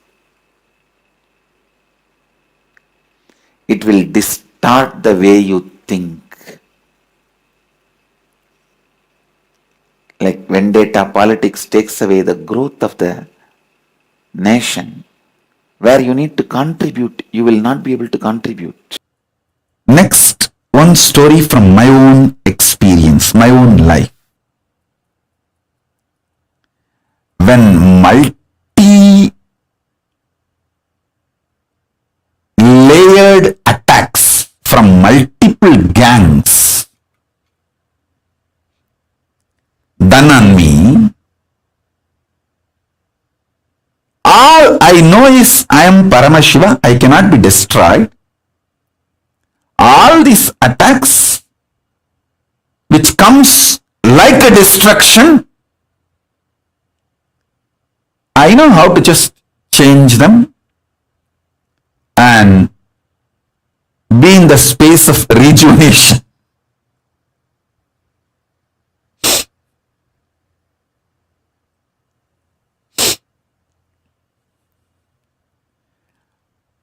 Various gangs attacked due to their vested interests. There are some people who waged the war. There are some people who tried to war beneficiary. They did not wage the war. It's like a jackal, culinary, never attacks the elephant. But when there was a fight between the lion and elephant, if the elephant is not able to walk and collapses, this jackal goes and, this culinary goes and tries to eat the flesh of the elephant. That is called war beneficiating. I have seen all kinds of people who wage war in the front side, who wage war from the back side, and traitors, war beneficiaries. There are some traitors who don't even do the job of traitor, but they try to get the benefit of the war. War beneficiaries, like culinaries, jackals, foxes, wolves. Some are even like eagles. I have seen all kinds of things.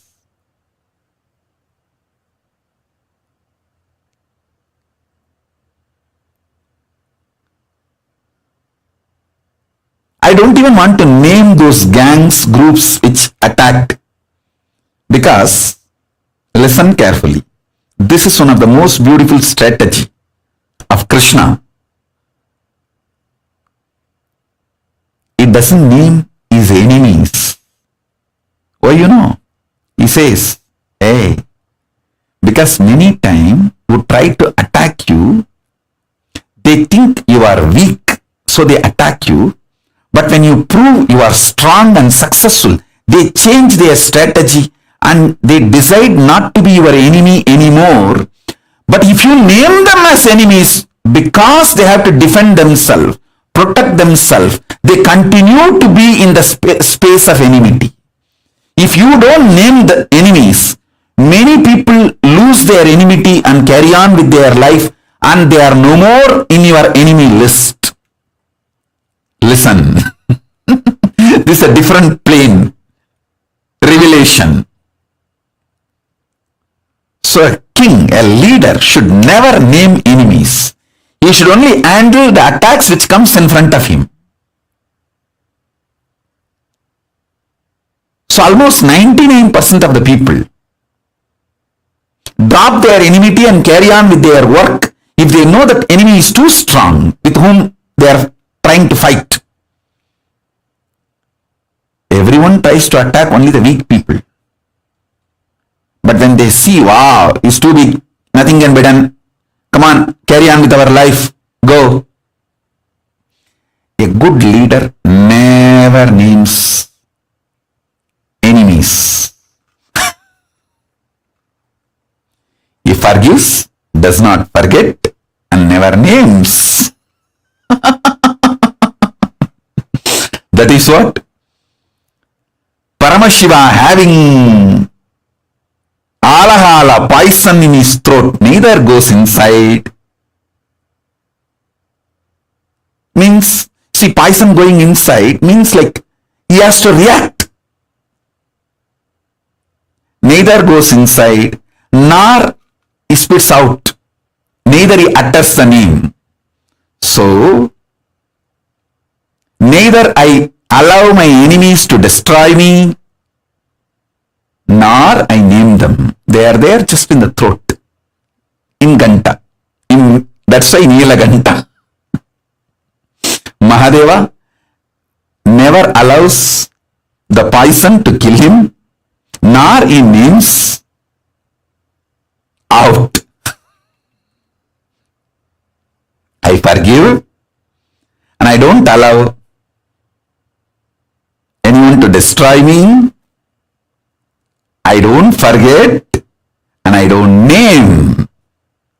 Multi-layered intelligence and understanding needed for any leader. If you want to become a leader, take this same strategy. Do not allow your enemies to destroy you. Forgive them, because if you don't carry the anger, vengeance,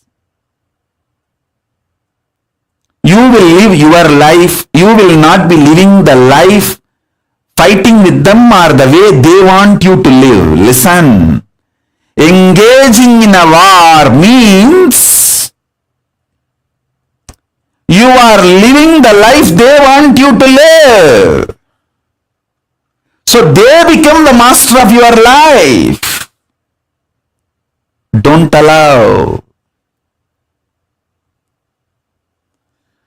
Not responding to the duels of Dvandva is the strategy for success. Whenever your mind tries to internally fight with you, with your self-doubt, self-hatred, self-denial, even inside you, use the same strategy. Understand? The enemy who is attacking you from outside and the enemy who is sitting inside you and attacking you, your self-doubt, self-hatred, self-denial, both are one and the same. Don't try to respond to them. If you start conversation with your SDHD, self-doubt, self-hatred, self-denial, you have started losing argument. You have started losing war.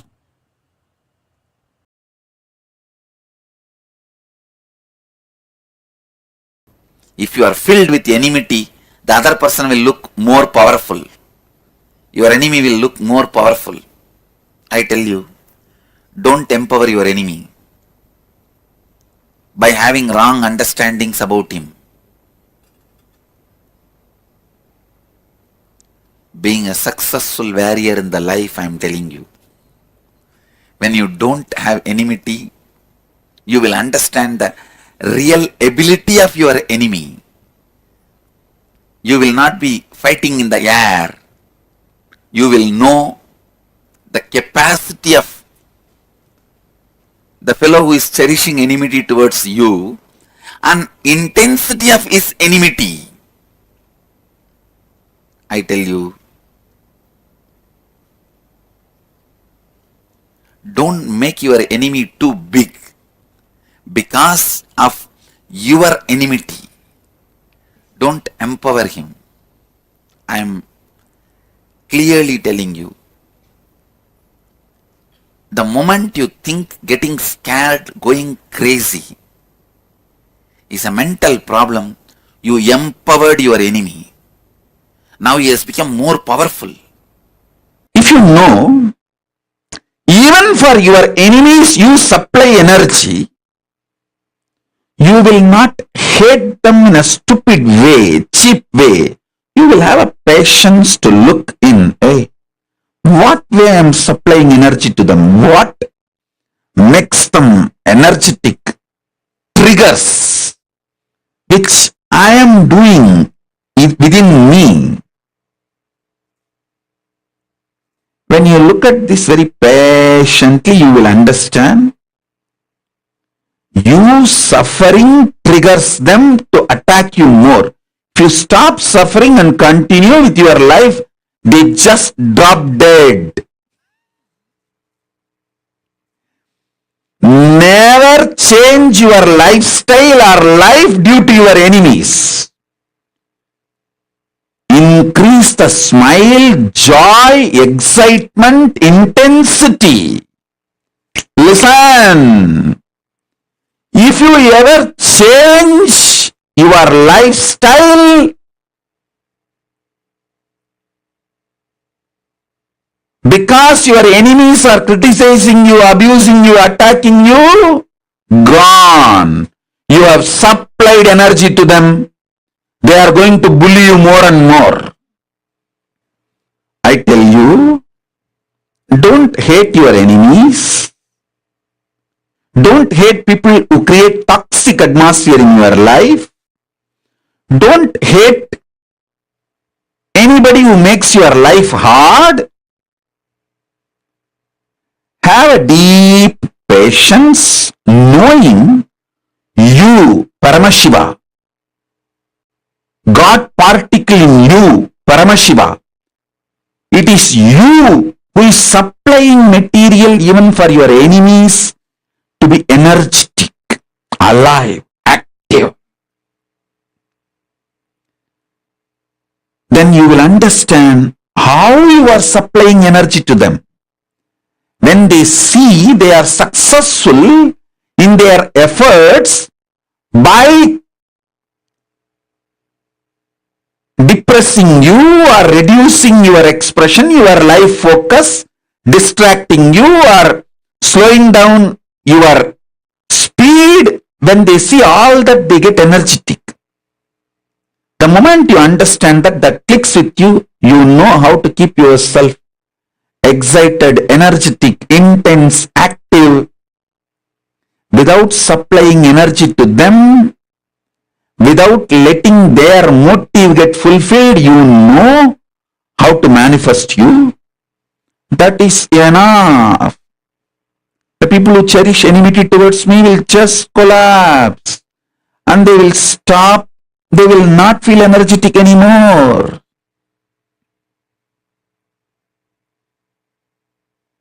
They won't be able to make your life difficult. Listen. But I never allow my enemies to bully me or my lifestyle.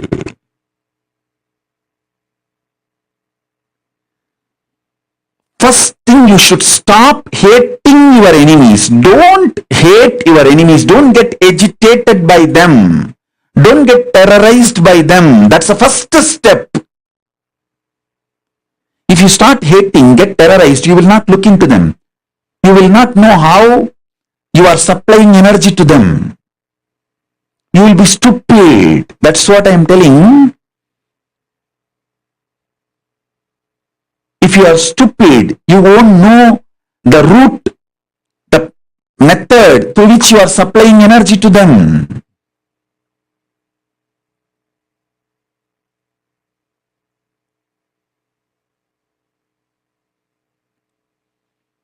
If you stop hating people who make your life toxic, if you stop getting agitated by the memories of your enemies, if you stop getting agitated by anybody who attacks you, You will have the patience, power to look into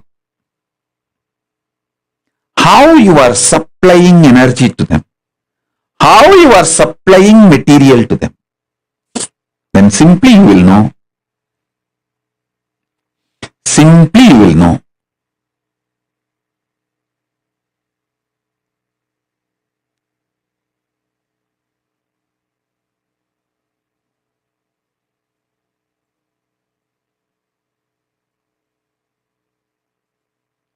How you are supplying energy and how to stop supplying energy to your enemies, to your delusions.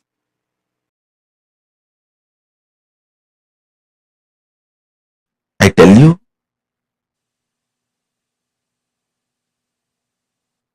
if you can bring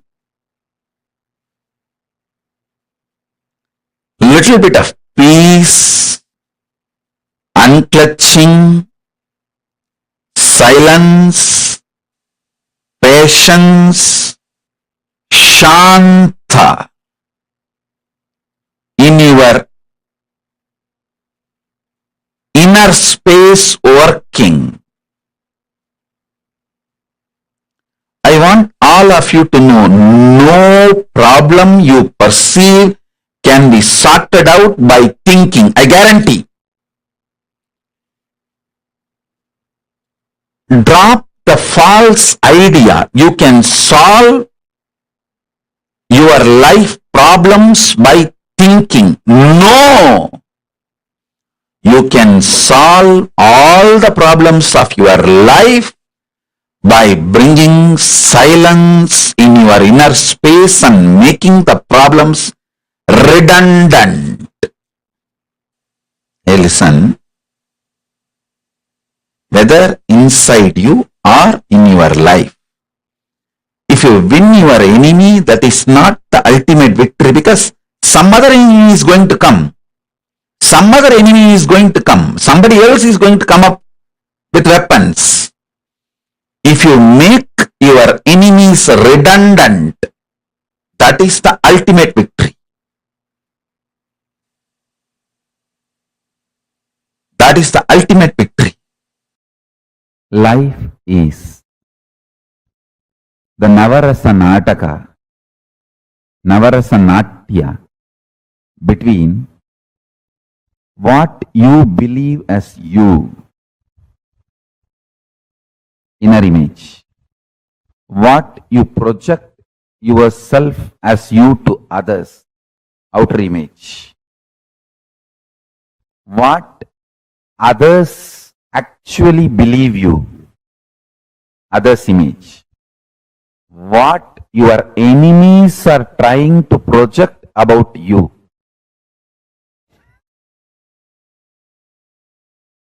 Enemy's image.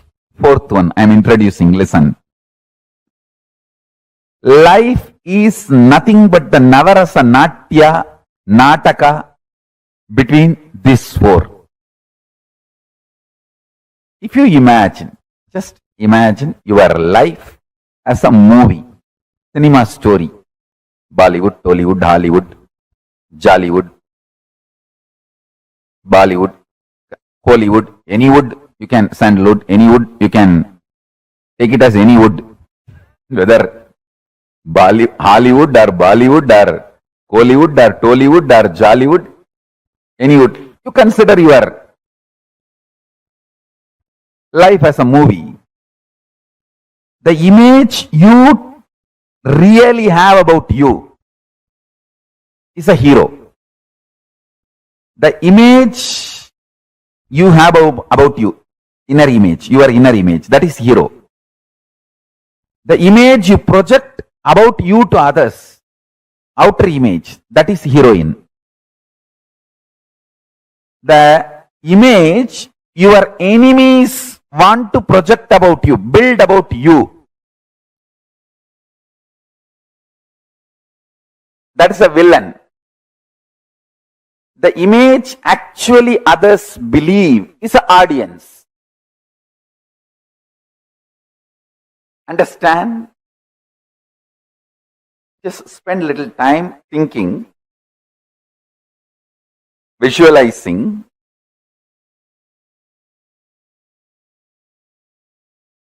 this example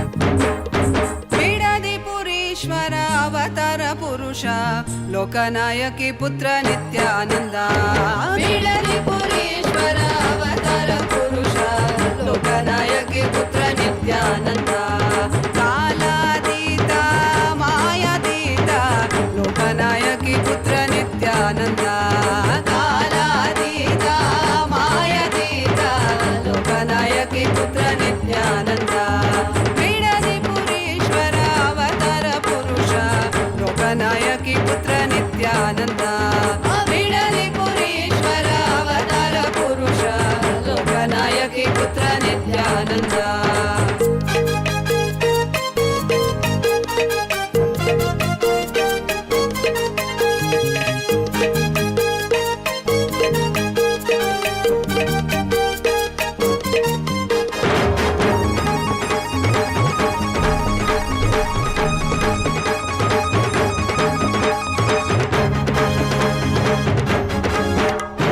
कालातीत मायातीत लोकनायकी पुत्र नित्यानंद कालातीत मायातीत लोकनायकी पुत्र नित्यानंद अरुणगिरीश्वर आनंदेश्वर अरुणाचलेश्वर नित्यानंद अरुणगिरीश्वर आनंदेश्वर अरुणाचलेश्वर नित्यानंद बिडली पुरीश्वर अवतार पुरुष लोकनायकी पुत्र नित्यानंद बिडली पुरीश्वर अवतार पुरुष लोकनायकी पुत्र Nityanand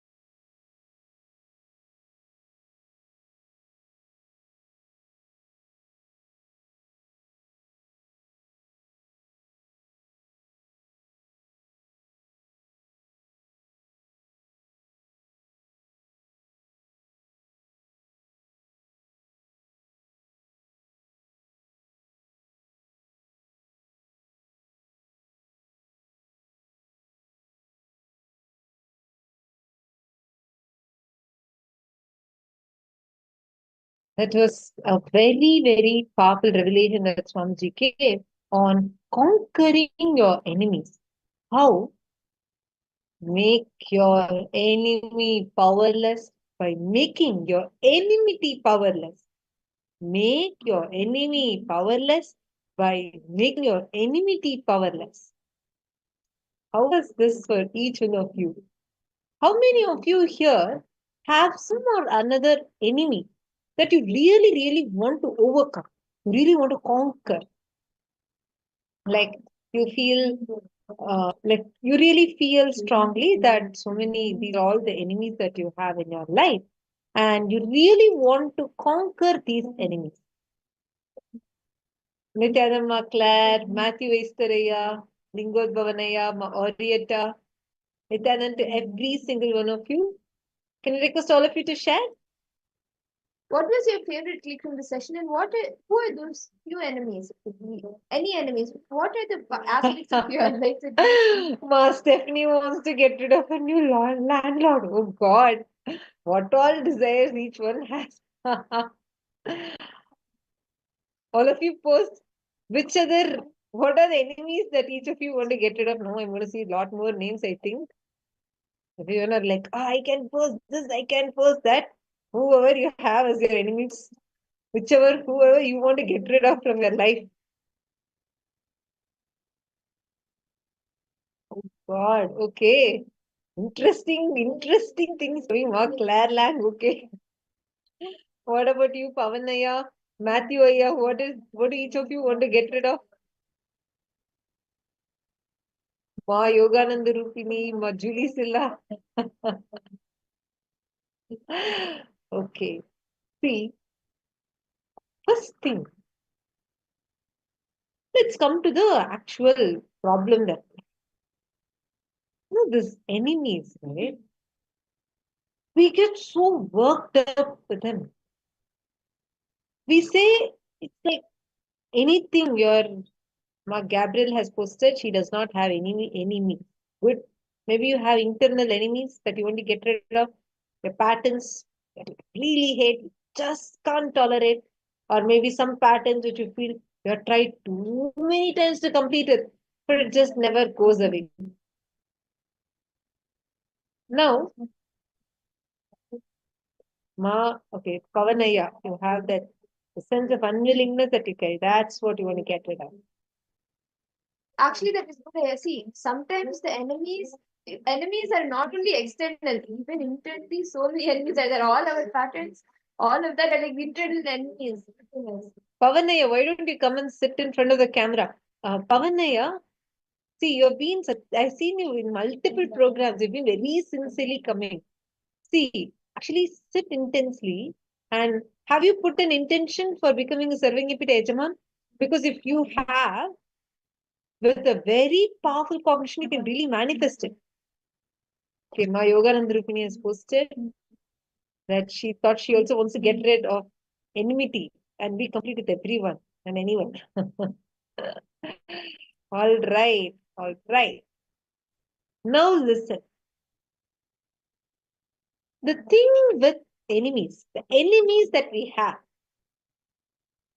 like whether internal enemies or external enemies, or sometimes the very intimate enemies that you have. Sometimes some say the most intimate enemies are the spouses, because the way after marriage, just after a few months of marriage, the spouse becomes the enemy for each other. The husband and the wife become enemies. Why? That's the violence. You start carrying so much violence against each other and we become enemies. Listen to this. Firstly, stop accepting enemy requests. Something so beautifully told in the session. Swamiji never accepts enemy requests. Swamiji only accepts friend requests. Swamiji accepts all friend requests. No question of accepting enemy requests. Listen. The enmity needs to be dropped.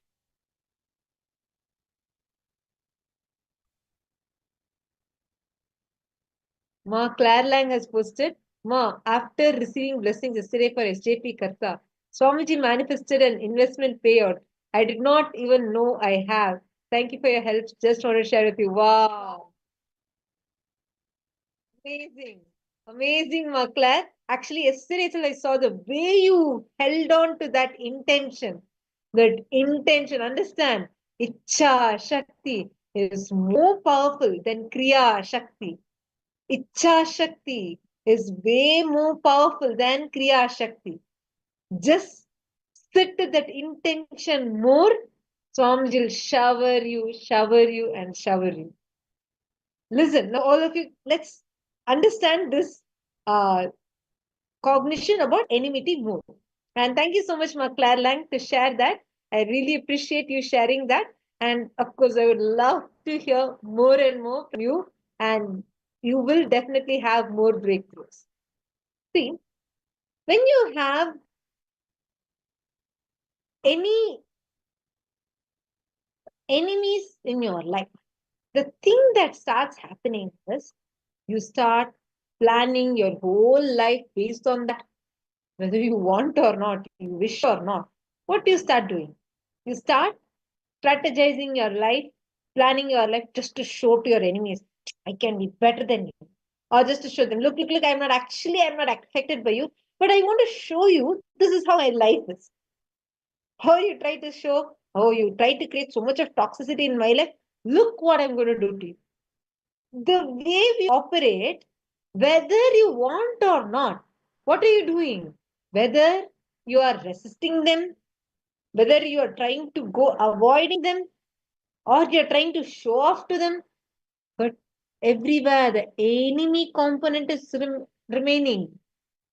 Whether you're trying to avoid your enemy or you're trying to develop like a anger towards your enemy, or you're trying to compete with your enemy, or you're trying to show off to your enemy.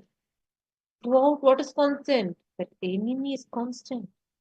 So, who is actually influencing your decisions? Take a moment and look. Maybe that enemy is only really affecting you.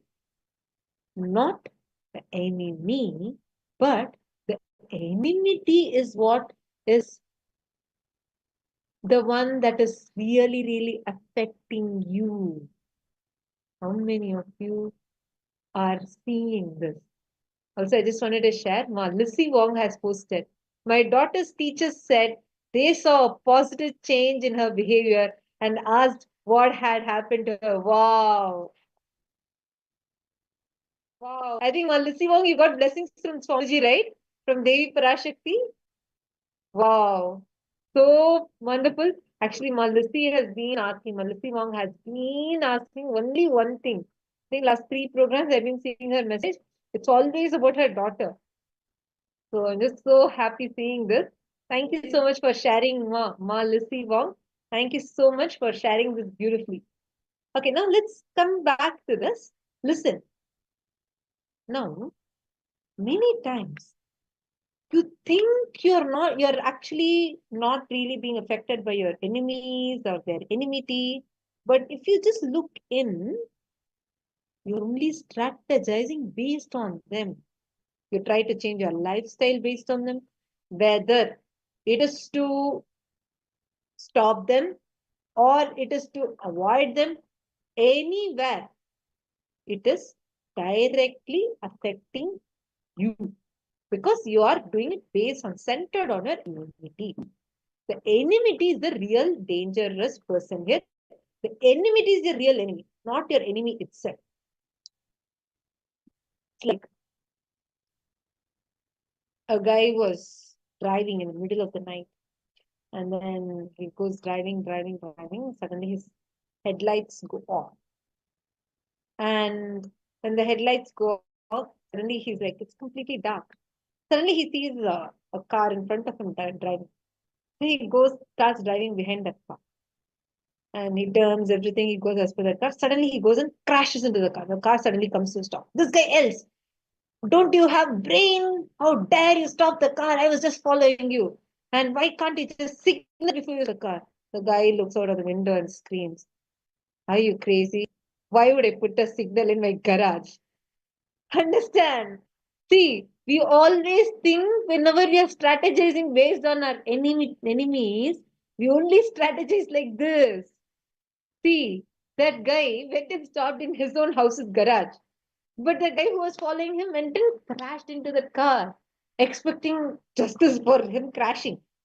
Understand, that is how blindly we become when we follow our enemies.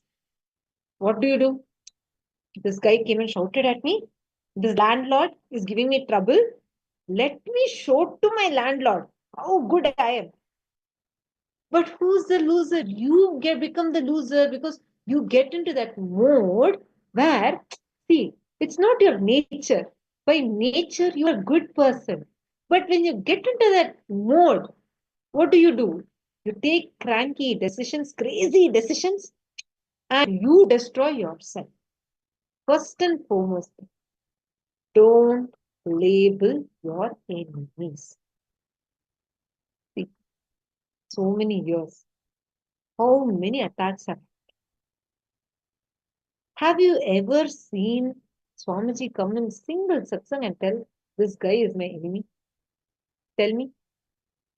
Swamiji will say anti-Hindu elements. But have you ever heard Swamiji tell, this particular person is my enemy? No. Never. First step for you to be successful in really breaking free from your enemies, really conquering your enemies, stop labeling them as your enemy. You don't need to accept all the torture they give. No, listen. Accepting the attacks they do on you, the torture they give on you, that is not needed. That does not make you anyway conquer them. No, that is not what Swamiji means here. Just stop labeling them as your enemy. How many of you understood that example Swamiji gave above?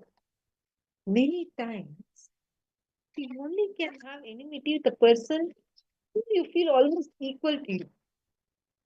Right? But how can that person just grow so big? Once they become not equal to you anymore, simply the enmity will just drop off. So what will happen many times, maybe when in your office, suddenly you see that person will be flaring up like your colleague. Maybe that your colleague is so jealous seeing your success. Maybe temporarily, she may build some enmity towards you. She may build some kind of hatred towards you.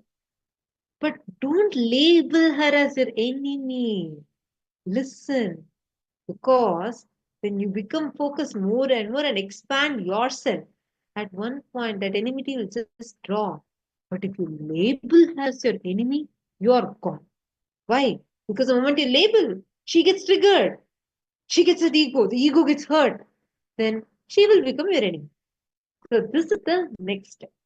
See, the first step, don't label your enemies.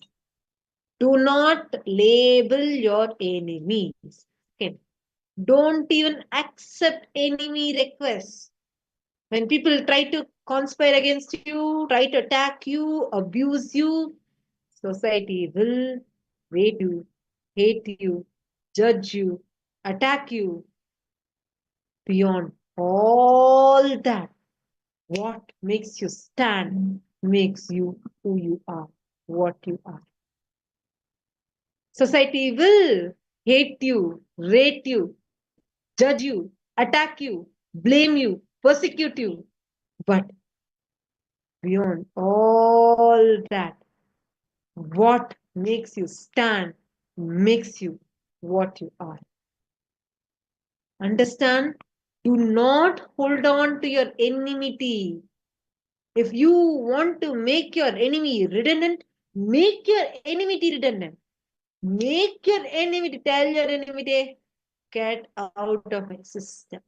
Swamiji has told not to accept any enemy request. I will not accept an enemy request. Powerfully make that as a declaration. Really, even if people are torturing you, attacking you, make this as a declaration and see. Ma'am Marva is asking. Ma'am Marva, you can post any questions that you have here. You can send any questions you have related to the program in this chat, in the Zoom chat. Yes, we will definitely see your questions and answer you. How many of you are catching this so far? How many of you are with us so far? Great. Now, next step, listen to this carefully. So first, don't accept any enemy requests. Second, don't even label someone as your enemy. Third, do not ever change your lifestyle practices, habits, the cognitions for the sake of your enemies. Don't try to do something just to show to your enemy that you're not affected by them. Don't try to do something just to show to your enemy like how better you are than them. Don't try to avoid something just to avoid your enemy. Don't try to stop a particular lifestyle. For example, maybe the person is like, who is your enemy, is trying to attack you so much just because you're following Hinduism. Don't stop. Best example for this is Swamiji. First, they attacked Swamiji for wearing gold jewels. What did Swamiji respond? Swamiji just made a golden simhasan and sat on the simhasan. And when they attacked Swamiji for building an organization for Hinduism, what did Swamiji respond? Created a nation for Hindus. Understand, expand yourself so big, go so big, such that your enemies will become redundant. Focus on expansion. Expansion, that expansion is the real strength that you'll have.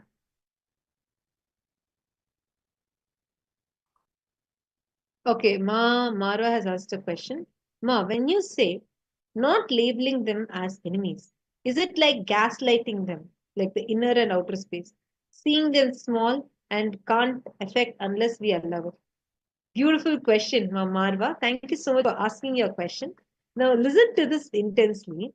See, when Swamiji says that don't get affected by your enemies, don't label someone as your enemy, Swamiji is not telling us to label them as something small. Don't say, oh, this person is small. See, underestimating your enemy can be dangerous for you. You should not underestimate your enemy. See, whether you make your enemy look too big for you, or then you make your enemy look too small for you. Both are dangerous for you. Are you getting it? You should not underestimate them. No. You should drop the impact they have in your inner space. What is accepting the enemy request? People can throw, see, for example, in Facebook, you can get multiple friend requests. Or in your Instagram, you can get multiple follow requests. You accepting it is the problem. See, in Instagram, if you accept someone, then it's like you are letting them to follow you. People can send how much of an enemy request they want, but you don't accept the enemy request internally. Means if someone is causing trouble for you, let us say they even physically attack you. I'm not saying what they're doing is right. No. But the suffering you go through because of that and the violence that gets erupted in you because of that powerlessness, complete that. Complete with that. Drop that enmity. You see, the person might have attacked you once, but you replay it 100 times in you and get so angry at it. I have seen so many times people say, oh, I didn't speak to this person, even though this person is part of my family. I have not spoken to this person for almost 1 year, 2 years, 10 years. Right? They say, oh, that fellow slapped me 10 years back. So I completely broke my connection with him. Okay? The pain was maximum for 10 minutes it was lasted. The suffering. You replay that one slap 100 times in you that for 10 years you lost the precious relationship in your life. That person slapping you may be wrong. I'm not saying that is right. But right or wrong, that is irrelevant. Drop that enmity. Instead, just sit with a space of powerful completion.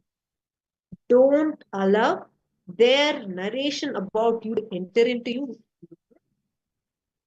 You don't need to accept all their demands. No. But you don't need to cherish that enmity cognition in you. That's all. Only that enmity that you're cherishing in you, that needs to be complete. Are you understanding?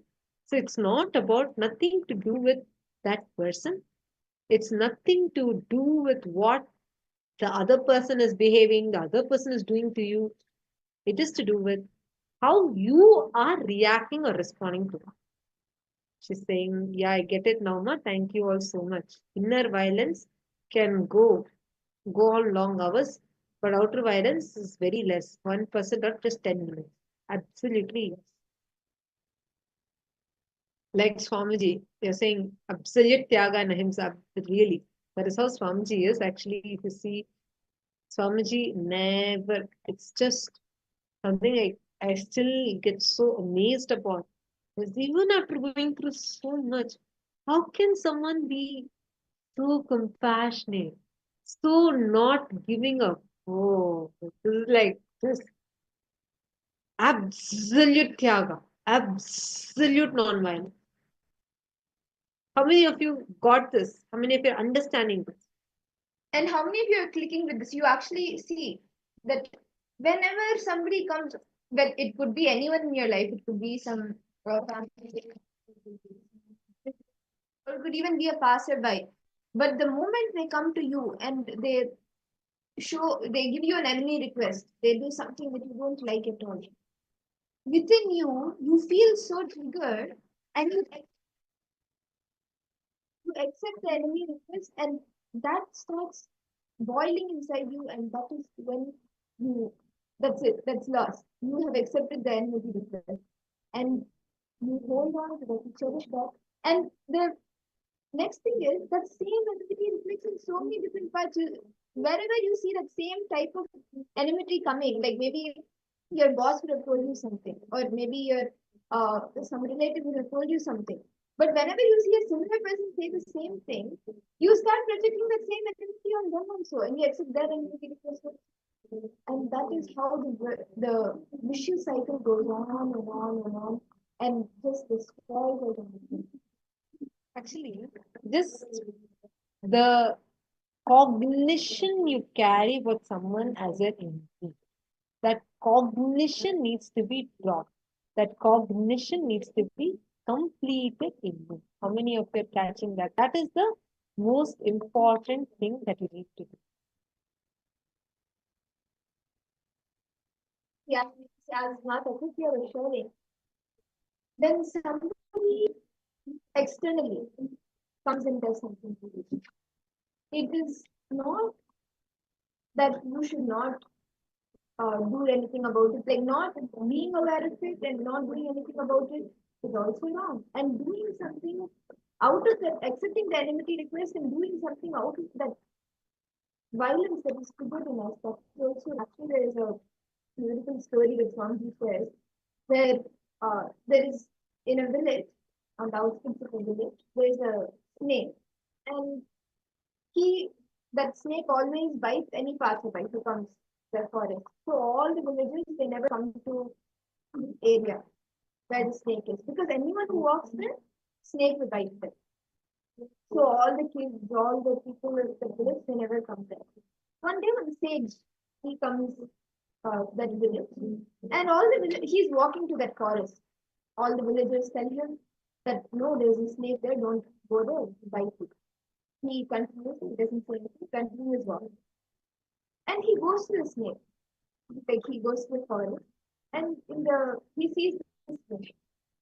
And he tells the snake, like, why are you showing this? Like, are they harming you? They're not harming you in any way. So why do you go and bite them? And he tells the snake to not like bite them in any way. Like be there. Just he can continue to stay there near the tree. So and he tells the snake this, and he tells the snake that he'll come back. And he goes. So now the snake, like because the sage would have got to the snake to the snake, and the snake decides, okay, he is now few days have gone by, he is not attacking anyone, like he's not biting anyone. And slowly all the villagers they say, okay, now the snake is not like he's just settled, not moving. Maybe we should go, we can go there. And all the children and everyone, they go and they start throwing stones on the snake. The snake is still sitting, he remembers the sage's words that he should not harm anyone. And he's sitting there.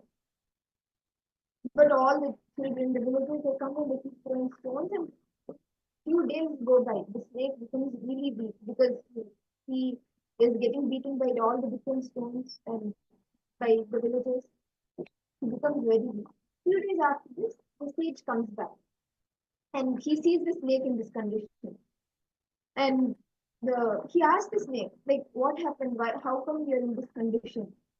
The snake said, you told me, like, I should not bite or harm anyone. The sage says, I only told you not to harm anyone, but I never told you cannot kiss. Like, if the snake had gotten up, stood up, and kissed, it would not have been in the position it was. But because it accepted the enmity request of all the villagers after it started, like, okay, let me not fight anyone. It was accepted the enmity request of all the people, accepted all the stones, anyone that the stones that everyone was fighting on it. It got destroyed itself, like it became weak itself. But what he could have done, he could have stopped that triggering emotion, and he would have also not been affected. And even the around him, they would also not have been bitten by the snake. And it would have been a win-win situation for everyone. Absolutely. See, this is the first and foremost thing we need to understand.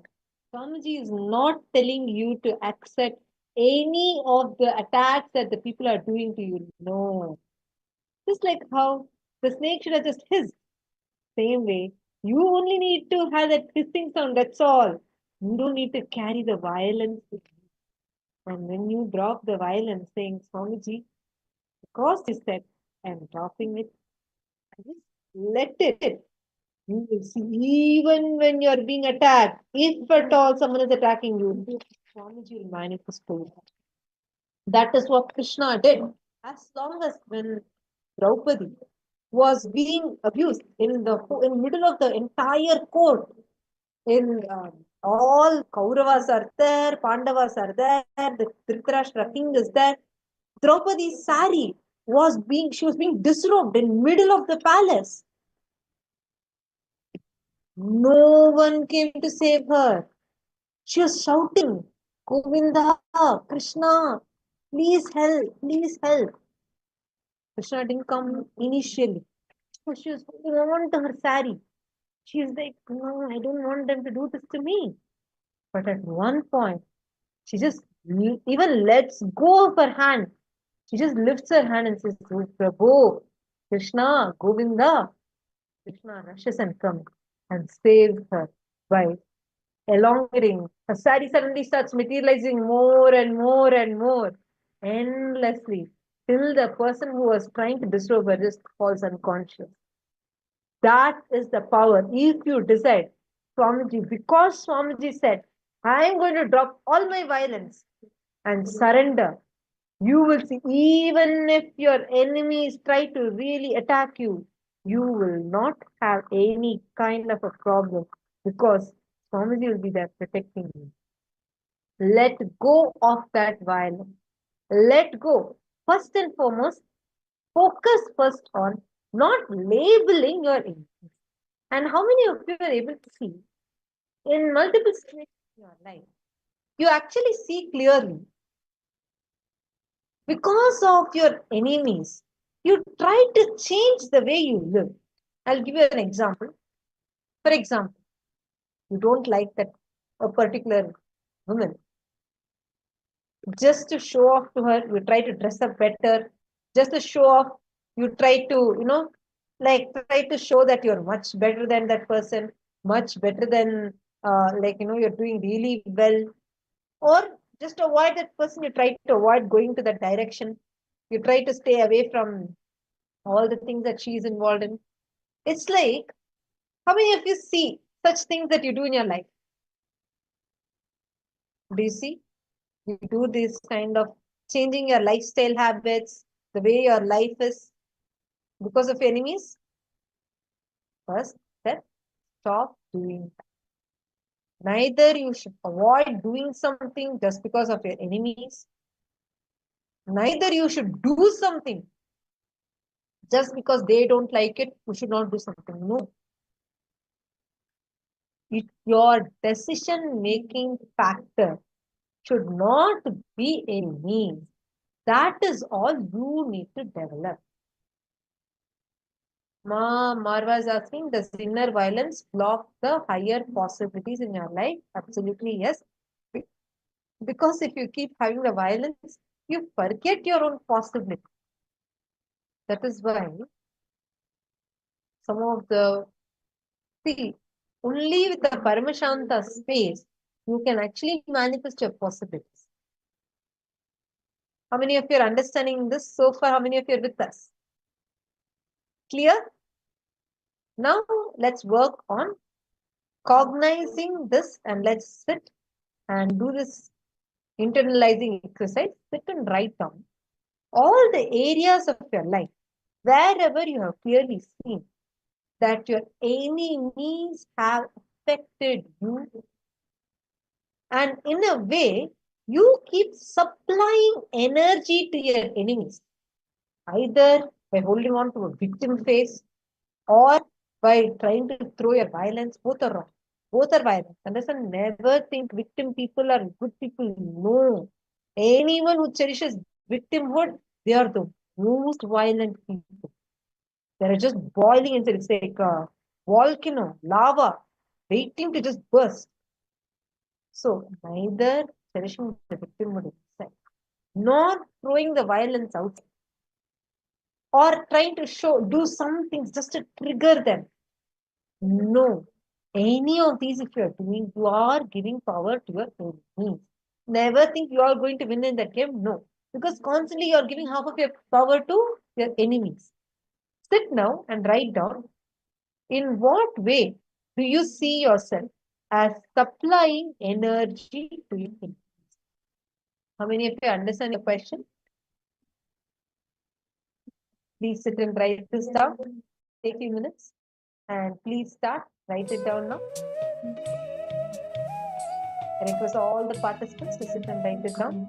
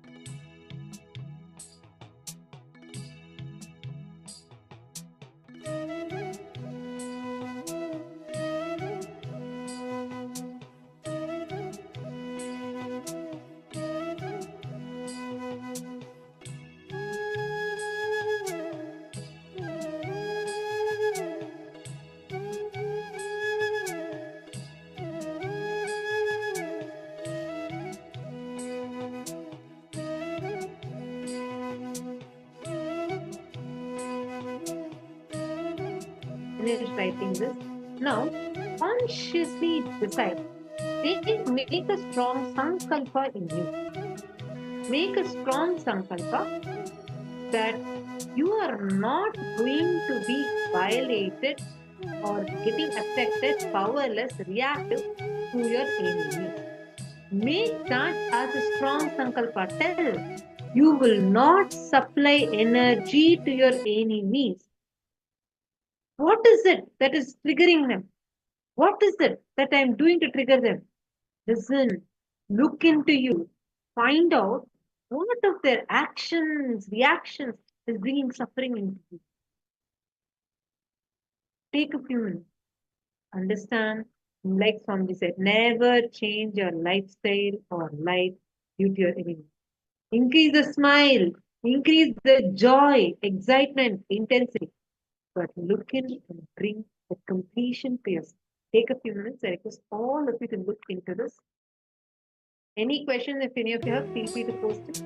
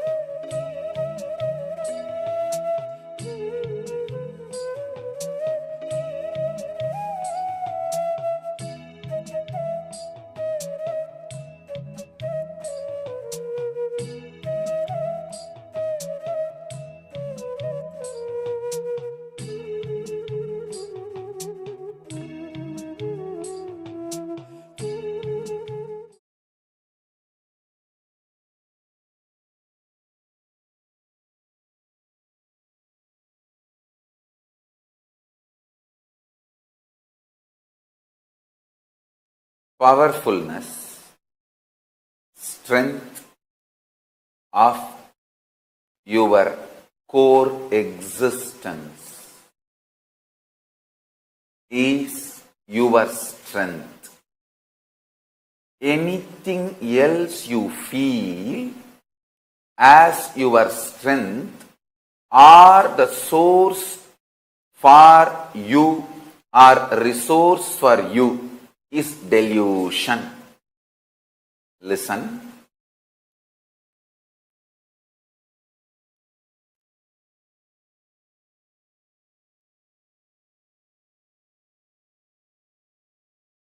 Only if life affirming, positive, life positive, pro-life,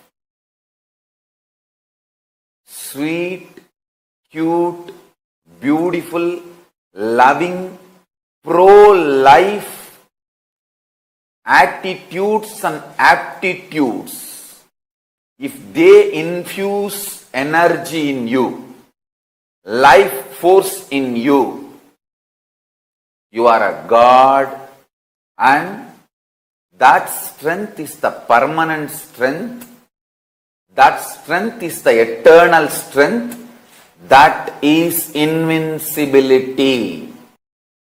Now, I'll enter into the exact inner space, the being of Subramanya and being of Paramashiva. Listen intensely. There are three things: phaleṣhu, pasa, pati. Phaleṣhu means bound soul, the self. All of you who are experiencing limitation, bondage, pasa, the bondage, impurity, patterns, incompletions, karma, whatever word you may use. The bondage is pasa and pati, Paramashiva.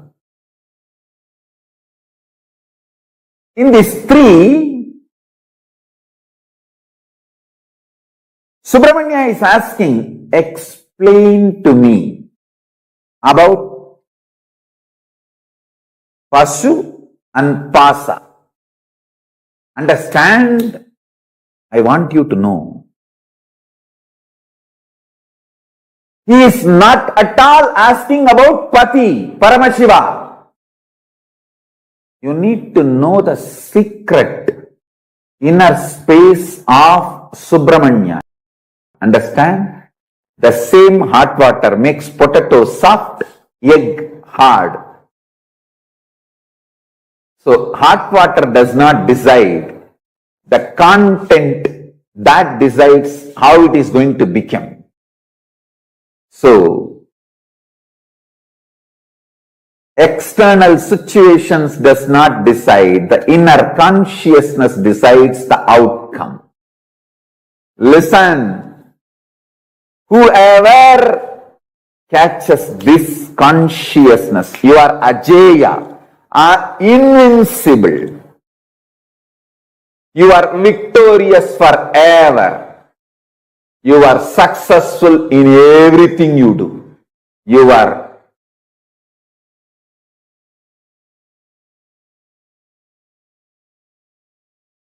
invincible. Listen. Just this one lesson. Learn from Subramanya.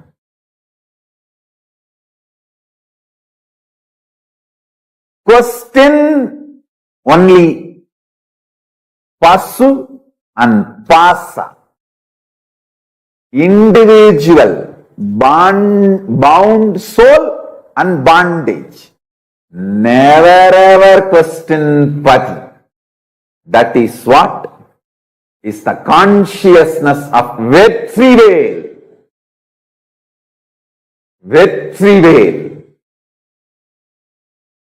See, when there was murder attempt on me, this anti-Hindu, Dravish gang and some more forces, I will not name them now, when they attempted to kill me, burn the ashram,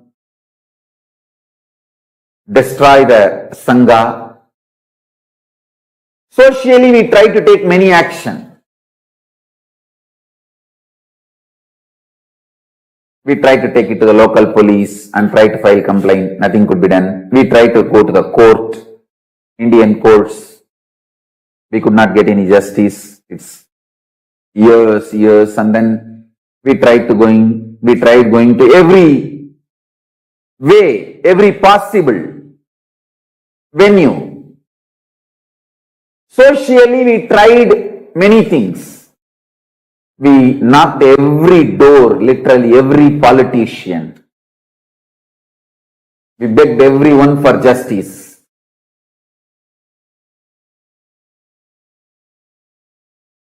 Socially, how we try is one.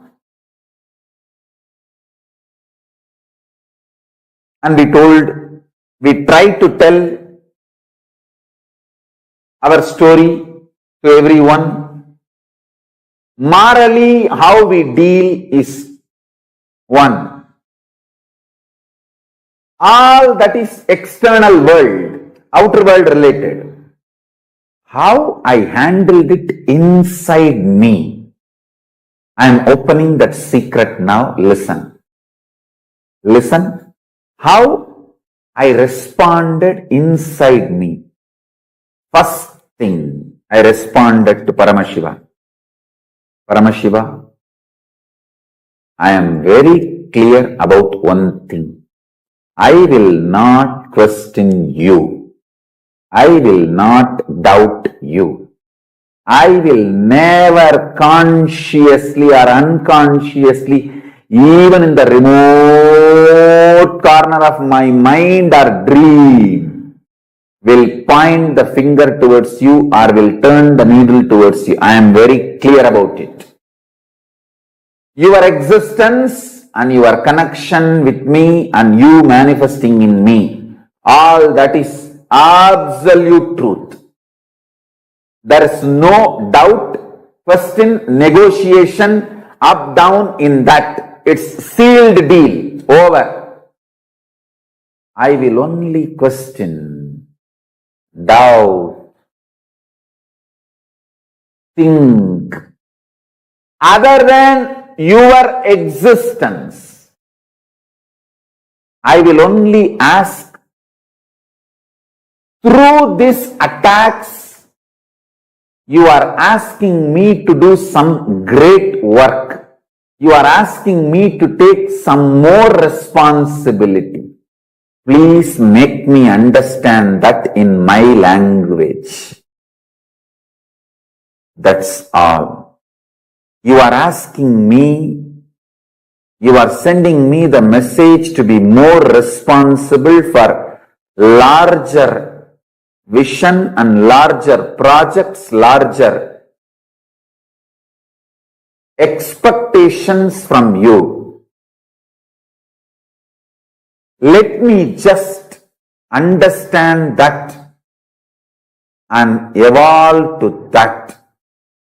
And I give you my absolute commitment. Just make me understand in my language the responsibility I need to take for your vision for me. And I am here to put everything you have given me to make that into reality. I am just reading out exactly as I responded. My first response to Paramashiva when I was attacked. My first reaction, my immediate reaction when I was attacked, my first reaction towards Paramashiva. Paramashiva is my life. It is very clear.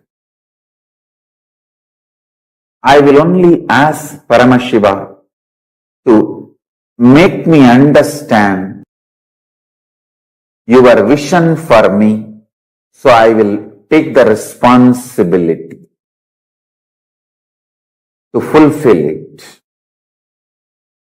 I know through this attack, you are asking me to take responsibility for larger vision of you. You want me to raise to the higher level of life, higher and higher. Just make me understand in my language that I understand. Map it to my system. Help me that. So I go all out and take responsibility for your vision for me. Let me flare up and get more integrated to you, Paramashiva, my Mahadeva. That's all is the mind of Subramanya, consciousness of Subramanya, being of Subramanya. Listen to what I said now again and again. I am very clear. Paramashiva is real. He himself is absolutely manifesting through this being. So anything happening from outside, any attack, anything happening, I will only look into what Paramashiva is trying to teach me through this. And what is the larger vision Paramashiva wants me to take responsibility. Now, I am flaring up and getting more integrated to Paramashiva. How I can fulfill his larger vision for me. That's all. I tell you, all those dash, demons, devils, rakshasas, racist terrorists, Dravish terrorists, media mafia, Hindu phobia terrorists, and anti-guru Hindu gangsters, guru phobia Hindu terrorists. All of you please be informed. The more you try to attack me, the more I flare up and get more integrated to Paramashiva. So, every time you try to attack me, you are only going to find more powerful, more integrated, more responsible, more enriching, more powerful Nithyananda Paramashivam. You are only making my version higher and higher and higher, because my whole mental setup, my consciousness is such. More attack from outside, I only get more integrated to Paramashiva. This is the first lesson. Understand? Manifesting Subramanya's being in you. Decide forever, I will never question my Guru. That's what exactly I told Paramashiva. Actually, with Paramashiva, I relate more as Guru. Because the most intimate experience I had with Paramashiva is when he came as Arunagiri Yogeshwara. That's the ultimate intimate experience I had. So even now when I remember Paramashiva, I remember only as Arunagiri Yogeshwara. I said, I will never question my Guru. That's is sealed. the Satya of my Guru and Satya of my Guru, reality of my Guru, possibility of my Guru. No question about it. I will only question the phaleṣhu and pasa. What way I am supposed to become more responsible to tune myself to your vision for me? How can I manifest your vision more? Be more responsible, be more integrated to you, be more authentic to you. That's it. Make me understand in my language. I am here all out 100% with ferocious tyaga to burn myself, to drop myself at your feet and burn myself in your energy. And with this ferocious tyaga, I am here to become part of your larger vision. That's it. That's it. I am here only to question phaleṣhu and pasa about bondage and bound soul. Over. Nothing else. Nothing else. Will never ever question Pati's reality and possibility.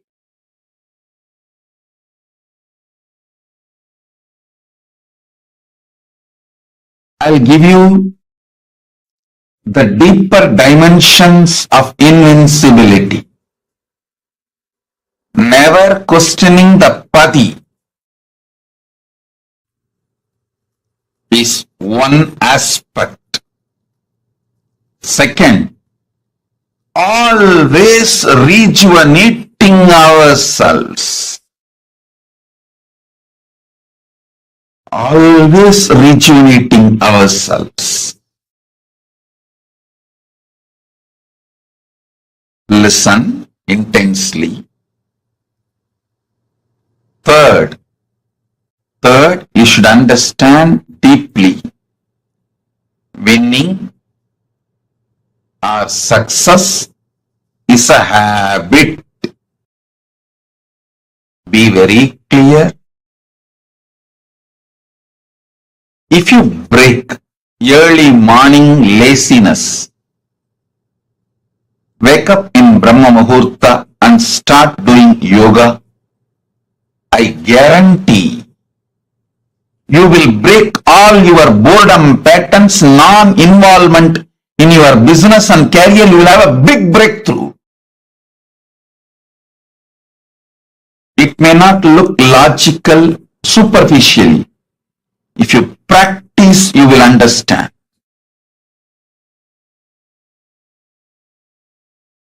Success is habit. A person who wakes up in Brahma Muhurta, does yoga, develops the habit of success inside them, the will persistence overpowers you, then your tiredness, boredom, the toxic non-involvement, victimhood, whining, all those patterns. Nattukoti Nagartha, Chettiars, Saiva Velalars, the Shaivite, Adishaivite tradition, community people. All these communities have a religious habit of teaching. I have seen my grandfather every day, end of the day, he will see the accounts and take the money, 10% separately and keep it for charity and the temple work, temple related charity. I tell you, this actually made him not only richer, this actually made him feel so good about himself. He was able to break so many patterns because end of the day he knows whatever he makes is going to go for some good work. Listen, feeling good about yourself, your purpose, your existence brings tremendous healing, strength, energy, power inside you. That is what is the source of invincibility. There is no such thing as you cut down on other fields and focus your energy on one field and you achieve success. No. Many times people try to tell, Swamiji, I wanted to focus on my business and achieve success, so I stopped doing yoga, puja, stopped going even to our temple. I'm focusing myself on my business. Nothing will happen, I'm telling you. I'm telling you, nothing will happen. Success is habit. It has no other shortcuts. If you are breaking the pattern of morning laziness, tiredness and start doing yoga, you will break all patterns of non-involvement and you will develop your relationships in a best way. You will develop your business in a great way. You will have enough time for your spiritual practices, visiting temple, volunteering, doing seva, everything. Listen.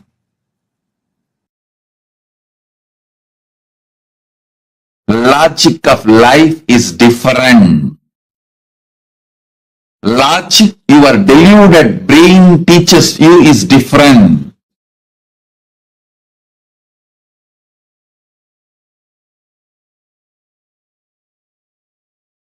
I have always seen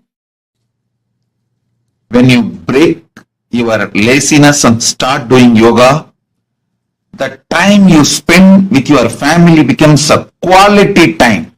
You precisely know how to engage with each one and how to inspire each one. Understand?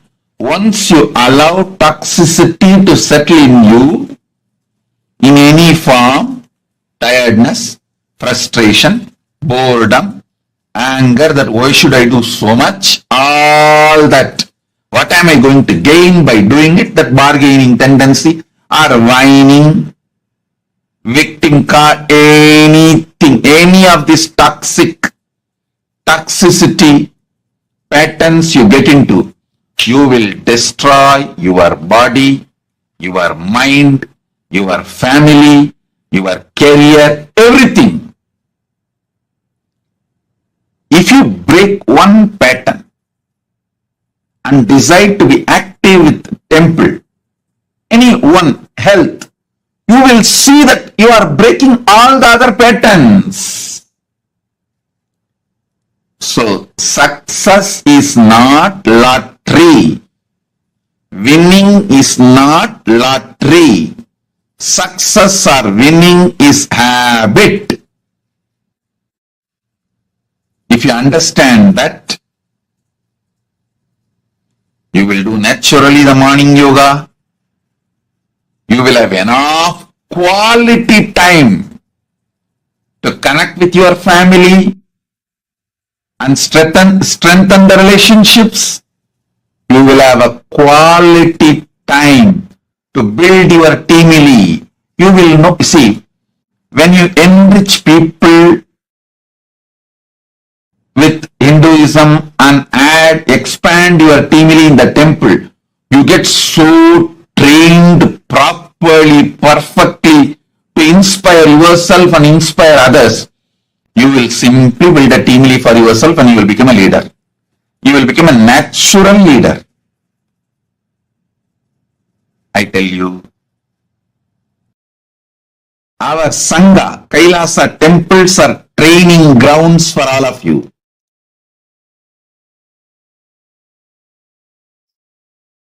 Life is all about the strengths you build inside, the powers you build inside, the identity you build inside, the consciousness you build inside. So outer life is just expression of the strengths you build inside.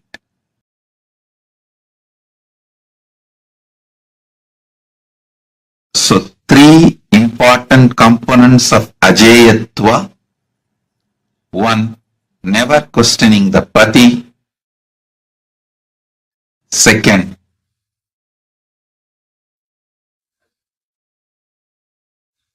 making success as a habit in every field, in every level, in every action, in every aspect, in every dimension of your life.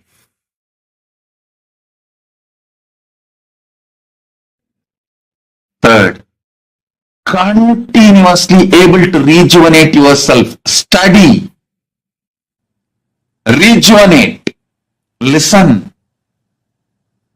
Even Paramashiva was ready to sit as a disciple to his own son as a Sishya Bhava Murti, because Paramashiva shows, I am ultimate but not final. I will go on be expanding. I will study. Studying, the habit of studying and expanding is the quality of Paramashiva. He is showing this through this Sishya Bhava Murti. He is not closed. He is not dead. He is not ended. He says, being Paramashiva, if I am sitting at the feet of my own son as a Sishya Bhava, even though he and his son are one the same, but he is showing the attitude of studying. Sishya Bhava means he is teaching us, have that attitude of constantly rejuvenating yourself. If you missed in the past, don't worry. Come on, wake up now, today. Today again I make the Sankalpa. How I met Swamiji. When I met Swamiji, how I was a real student. The beginner's mind I had. Let me restart with that beginner's mind. Teaching the great truth of the beginner's mind, Paramashiva manifested Sishya Bhava Murti. Sishya Bhava Murti is the symbol of beginner's mind. If you are choosing beginner's mind today, raise your hand. I am here to bless you with Ajeyatva.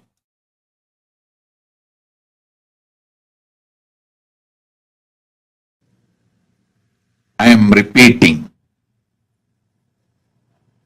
three things, three important components for Ajeyatva. One, never question Pati. Second, always decide to rejuvenate yourselves. Keep that beginner's mind as a lifestyle.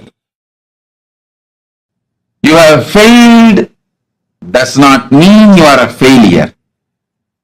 How you came to me as a devotee disciple in the beginning with the beginner's mind, learn to rejuvenate, refresh.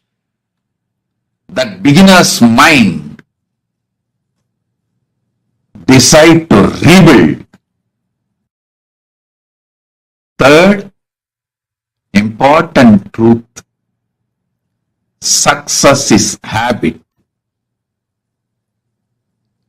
If you raise your hands for all these three truths, I am raising my hands to initiate you, to give you Ajeyatva, invincibility.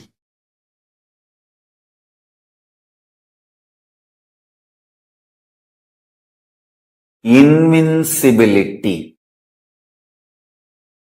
is achieved through absolute non-violence. Invincibility is achieved through extreme powerfulness, love, tyaga.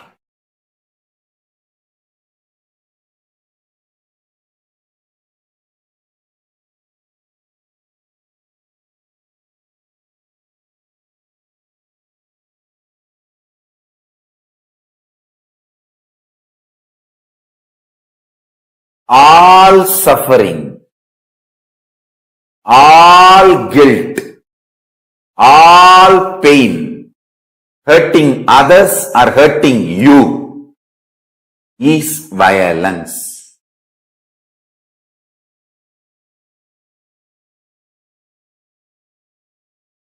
The more you renounce violence, the more you establish in love, the more you manifest tyaga, Paramashiva gains confidence on you. When he gains confidence on you, he showers all the best things on your life.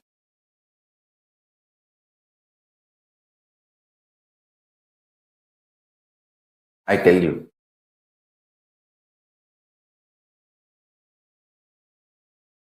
just clean up all the cobwebs you have inside you. The stupid cobwebs you have is you have been exploited. So much injustice is done to you.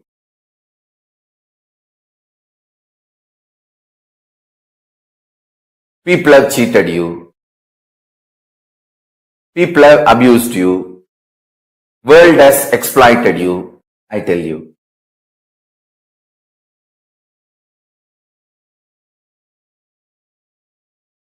If you see factually, you are not abused, exploited more than me. How much I have been abused, how much of injustice has been done to me, how much of attacks have been done to me, you have not suffered more than that, anybody. But be very clear. The so-called social facts, ideas, external happenings are different.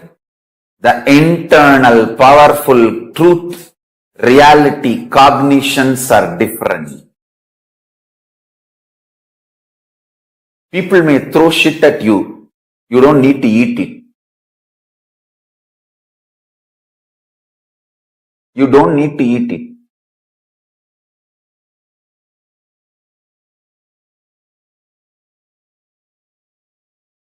Yes, people may be responsible for throwing shit at you, but you are responsible for eating it. You can keep your mouth tight shut and not eat it.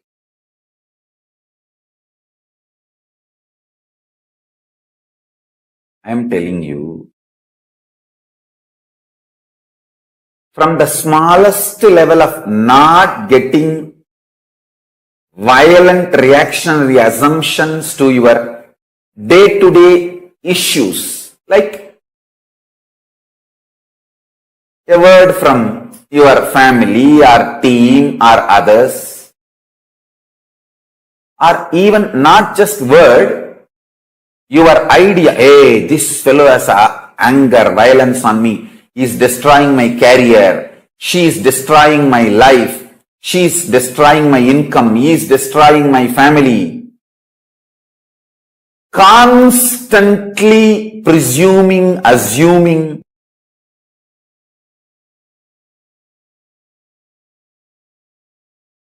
and constantly deluding yourself by thinking too much about your enemies and people who have enmity towards you, and you really think that they have too much of power, they can do too many things to your life, which is not true. Which is not true. You really need one drop water from AC machine, not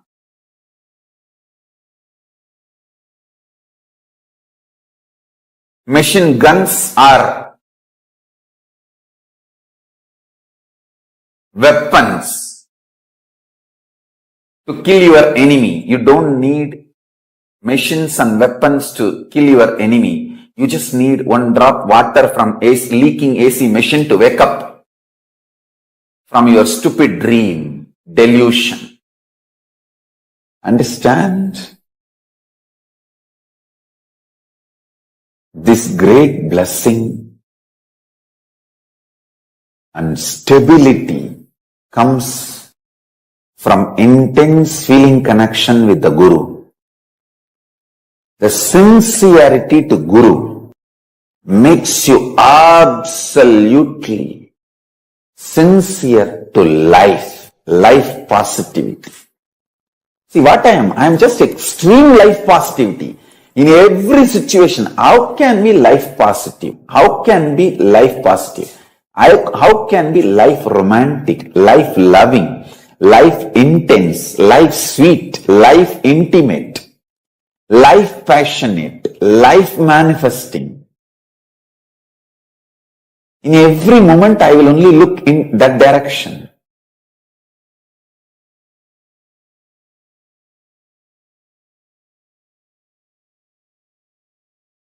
I tell you. How, when I remember Arunagiri Yogeshwara, he puts a wide smile on my face. Same way, each one of you put a sweet white smile on me. Arunagiri Yogeshwara, for giving the best things. He puts wide smile on my face. All of you, for receiving the best things from me and celebrating this great sharing with me, you all put the same white smile on my face. I want to tell you this one thing.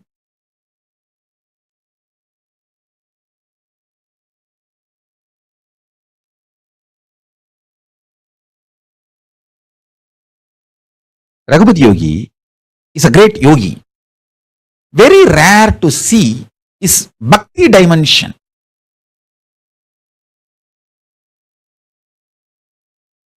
He is very secretive about his devotion, bhakti dimension.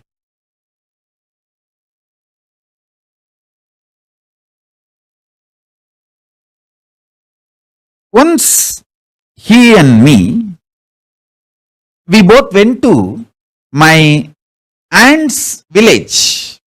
He took me to a temple which is in my aunt's village. That village is called Kuvanur.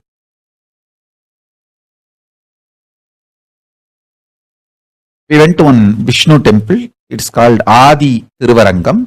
And then another one Shiva temple which is in that village Kuvanur. We went to both the temples and we stayed 1 or 2 days with my aunt, pre-monastic aunt. And he used to stay in the temple and I'll stay in the house and go also to temple to be with him. And few days, one of my aunt's relative, of course my pre-monastic relative also, his name is Paramashivoham. He had 2 wives. One wife is from Tiruvannamalai. First wife did not have a child, so they did a second marriage. In those days, it's a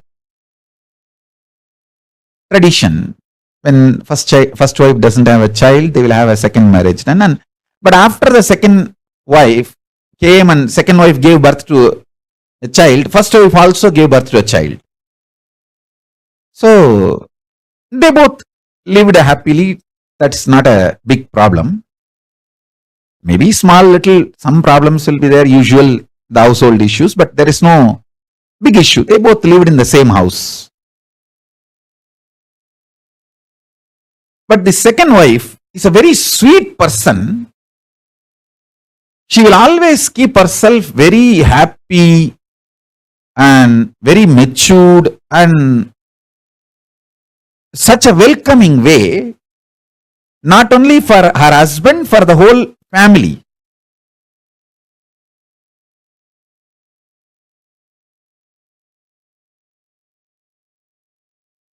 So when we went there, he came to that second wife's house. She gave food for me and my guru, and she took care of everyone. After we came to temple, Raghupati Yogi told me, understand how she keeps herself happy, makes everyone feeling welcomed. Keep your heart like that same way for Paramashiva. Always make sure you are the second wife for him, who is waiting for him to come to your heart, to reside. Never ever any complaining or ill feeling or incompletion can enter into your heart.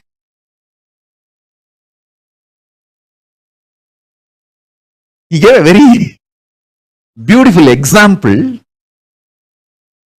It's very rare Raghupati Yogi talks about bhakti because he is a great yogi. I have heard only the teachings of yoga from him.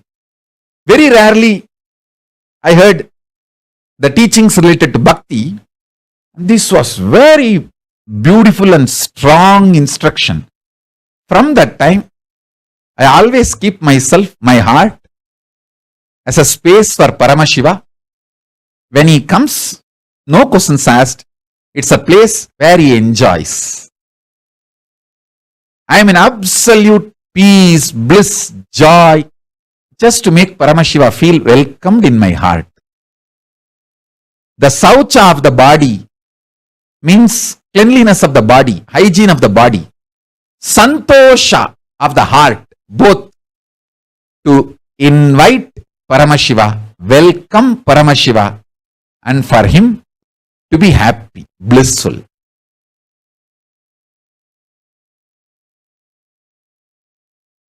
That's it. Listen, I'll give you the precise technology now. Sit and pen down 25 incidents in your life when you flared up, you questioned Paramashiva, Guru, you questioned the Pati. Pen down those incidents. Decide ferociously never to question Guru, but to question the soul, bound soul and the patterns, bondages.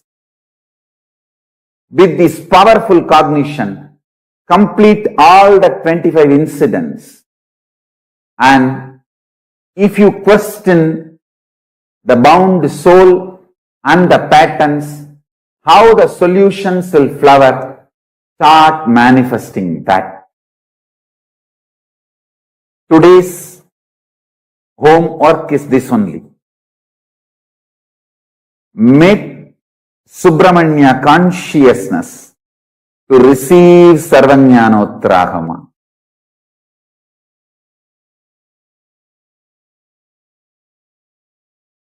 Just make yourself as simple as Subramanya. You will manifest it. You will manifest Paramashiva. Whatever Paramashiva gave it to Subramanya, you will receive that.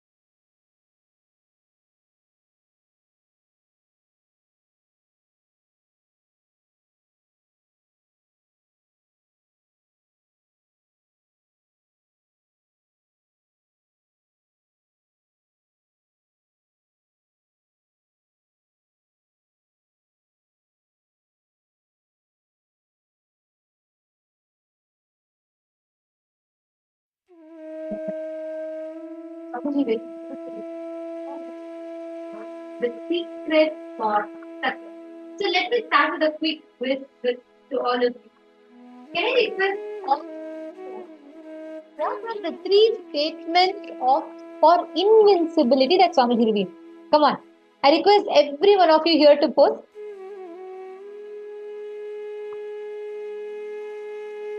What are the 3 statements that Swamiji revealed to achieve success, to be successful, and to be invincible? Come on, every one of you, please type and post. This is such an amazing session, actually, what Swamiji has revealed to all of us. So I'm going to request every one of you to type out and post. What are the 3 statements for success? Exact 3 statements Swamiji revealed. Ma Parameshwari is posting absolute non-violence. Okay, this is one of the truths, ma, but this is not part of the 3 statements. Swamiji revealed the exact 3 statements you need to have for you to manifest success in life. That's right. Ma Parameshwari, correct? Come on, let's see. All the others.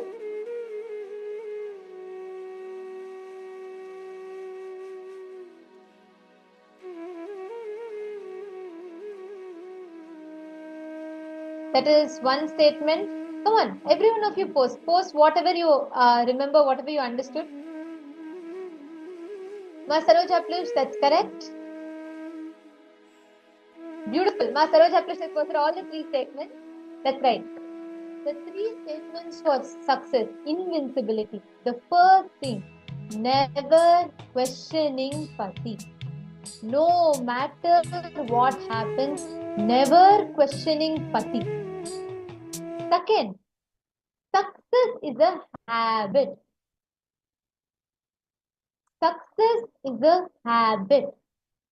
The third statement is having a beginner's mindset. When you have a beginner's mindset, you manifest success. And these are the 3 statements to be successful. When you apply these 3 statements, when you actually practice these statements, when you never question the Pati, whatever the Guru tells, whatever the Pati tells, never questioning that and following it word to word, you will be successful.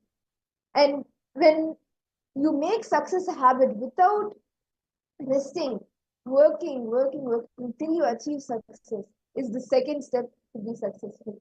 And having the beginner's attitude, always learning from all different parts of life is the third. And these 3 are the 3 statements that will make you successful in any aspect of life. Actually, the whole what Swamiji has revealed to all of us today, right? Every one of us, if you just follow this one principle, never questioning the Pati, even at the brink of, let's say, whatever you feel, like Swamiji tells, right? Even if all 4 sides around you, lava is coming, you have nowhere to go, there's no escape, there's no route. If you just surrender and never question the Pati, Swamiji will put his jata and lift you up. He will airlift you. The only thing you need is you need to just build these 3 qualities for success. Never question the Pati. Whatever happens, if you just understand, life is auspicious. Whatever happens to you is with absolute care. Cosmos showers you with absolute care and love. You only need to understand and establish this one principle inside of you. Never questioning the Pati. Just drop the attitude of, many times we say, oh God, no, I have not manifested. Swamiji blessed. It's still, I have not manifested. Or Swamiji is blessed, but how do I do it? Or even, it's not just Swamiji. Many times we even have this against life. Life is Swamiji. So when you question life, when you say, why I alone should go through all of this? Why me? Why suffering for me? All this is questioning the Pati. Second is success, the habit. Every day when you build, success is not a one-time lottery. It is not like, just now you decide and then success will happen to you. No. Success is a habit. The third one is for you to manifest invincibility. Having a beginner's mindset means many times you'll have so many notions, conclusions, everything that you carry inside of you. You just need to drop that and build a beginner's mindset from inside you. These are the three statements for invincibility. And if you just understand this truth, if you just understand these three statements, you will manifest amazing breakthroughs. How many of you are understanding this? How many of you are clicking with this? And very, very soon, we are going to be having the darshan. Today is the auspicious day of Skanda Shashti celebrations. And we're going to be preparing. We have a lot of initiations today. So we're going to be preparing that. Before Swamiji himself does all an exercise, right? The only thing you need to do is you need to align your will. You just need to will, decide to manifest Paramashiva in you. Just decide to stop questioning the, like Swamiji told, even when there was the worst situations happening, even at that time, never once. People actually, 19 elements thought, that's all. If they have just, because of the whole persecution they caused, they thought that's all. Swamiji now back off. No. Even at that time, Swamiji came back, immediately expanded his mission, his contributions only further. Take a few minutes, sit and pen down 25 incidents where you flared up, questioned Paramashiva, questioned Guru, where you questioned Pati. Pen down those incidents. Please take a few minutes.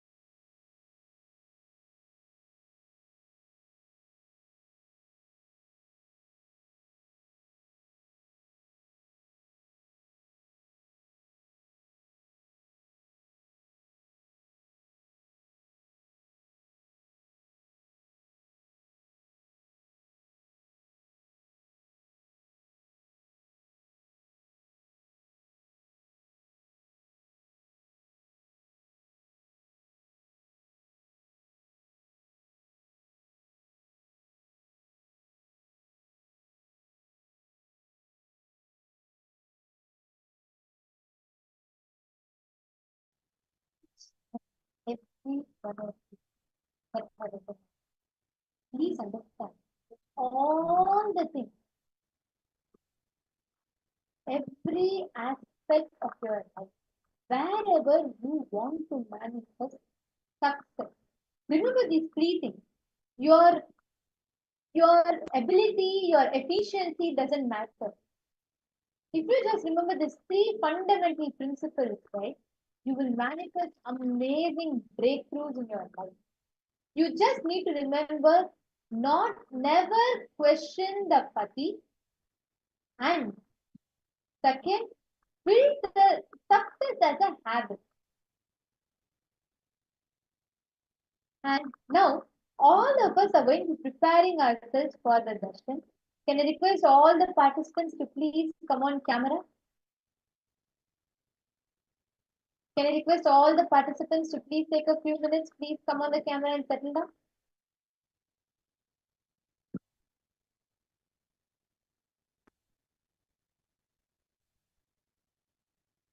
In just a few more minutes, we are all going to be entering into the darshan today. Today's darshan. How many of you have some area in your life where you want to manifest victory? Can you all post which area? Like, for example, you're really struggling a court case, you want to manifest victory there. You're really struggling to get a job, you want to manifest a victory there. Or you feel there's a lot of enmity in life, there's some harm being done to your family, you want to manifest victory there. Can I request every one of you to post what is that one area where you're really looking to manifest victory in your life? Like you really want to have victory in that area. You really need like a miracle, you need the divine intervention. You really need something to happen for you to manifest victory in that aspect of life. It could be anything. It could be health manifestation, wealth, it could be career, it could be even like court cases, it could be real estate. Okay, Ma Clarla, all right. You have posted. Come on, every one of you post. Ma Shulni Durga, Ma Sumati Shanmugam, and Ma Meenakshi Priya, Ma Margarita Vasconcelos, Ma Mahanada Priya, Ma Annapurani, Ankur Razdan, and Ma Parameshwari Nithyanandan. I request every one of you to post. What is that one success like you really want to manifest, you really looking to manifest?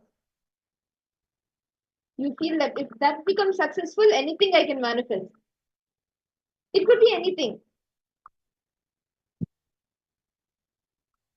Please take a moment and please post the chat. What is one area of your life you're really looking to manifest a success? Ma Parameshwari is saying wealth for SJP and business. Okay. Shri Pandita is saying health. Nithyananda Maya. Okay. And all the others. Ma Claire. Okay. 40 is ordered. Okay. Ma Yogananda Rupini.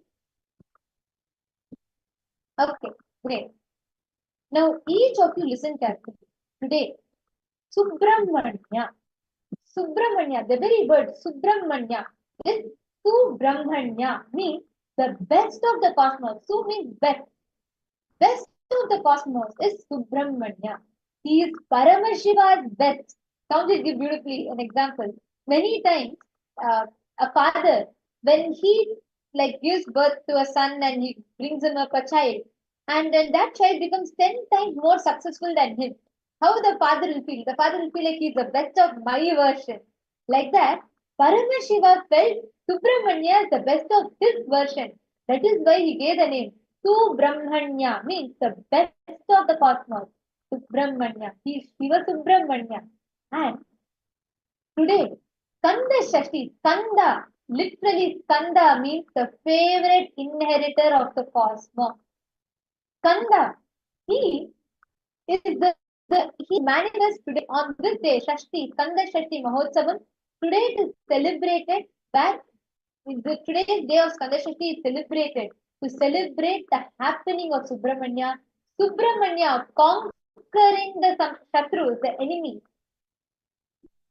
Today, anybody that connects to the energy of Subramanya, you can manifest that victory, Ajeya, in your life. Subramanya is all about Ajeya, victory. Every one of you here, that are, each of you that are here, listen carefully. You might be wanting to manifest wealth, you might be wanting to manifest health, relationships, fulfillment, anything in living.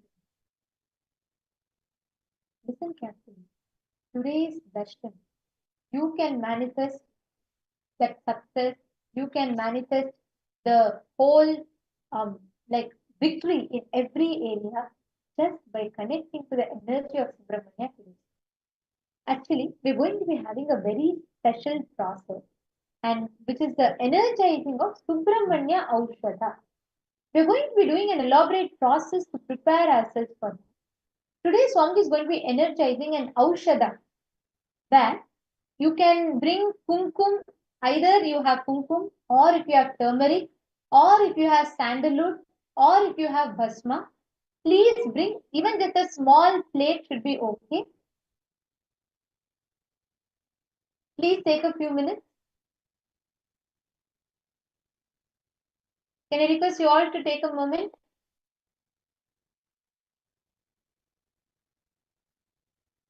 Please take a few minutes. Bring the yantra. So basically, bring a plate of either sandalwood powder, or you can bring kumkum, or you can bring turmeric. I request all of you to take a few minutes. Please bring any one of these powders, and you can post in the chat whichever powder you are bringing. Even a small plate is fine. We are going to be preparing ourselves with the Subramanya yantra for the session. So I'm going to request every one of you to please bring a small plate. Ma Shri Lakshmi Devineni, Ma Nadapriya, Jnaneshwaraya, Patrick Painasaya. Can I request all of you also to please take a few minutes? Bring a plate. See, today we are going to be receiving a special alchemy product. Swami is going to be energizing the plate of Aushadha, like Basma or turmeric or sandalwood powder, and you will be receiving, he'll be energizing it. And you will be receiving that Aushadha with which you can manifest power.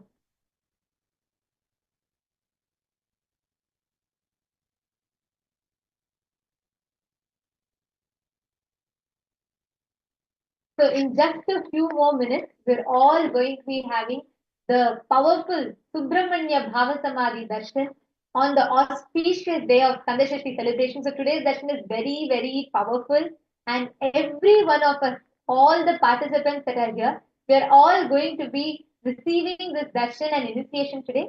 So I request all of you to please take a few minutes. We're going to be preparing because today we have too many special initiations. So please take a few minutes.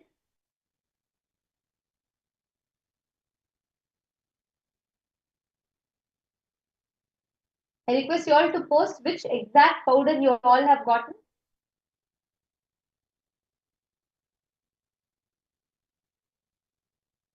Once you have gotten the plate of the powder, you can come and settle down and post in the chat. Okay, Ma Ankur Razdan has posted what she wants to manifest.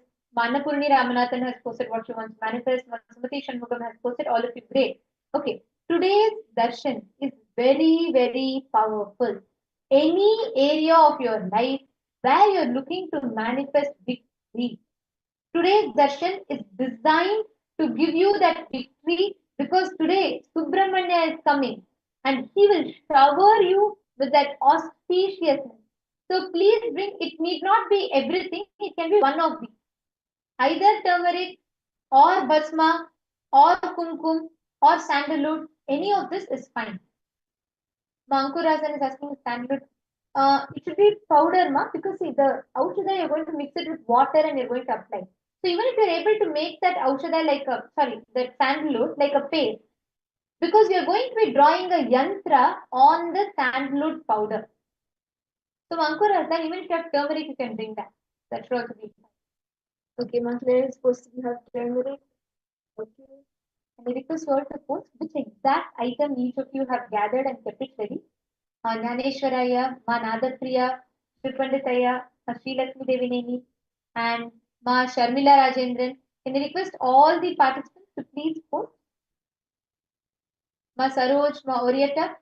Today's initiation is very important. So please, I request all of you to gather.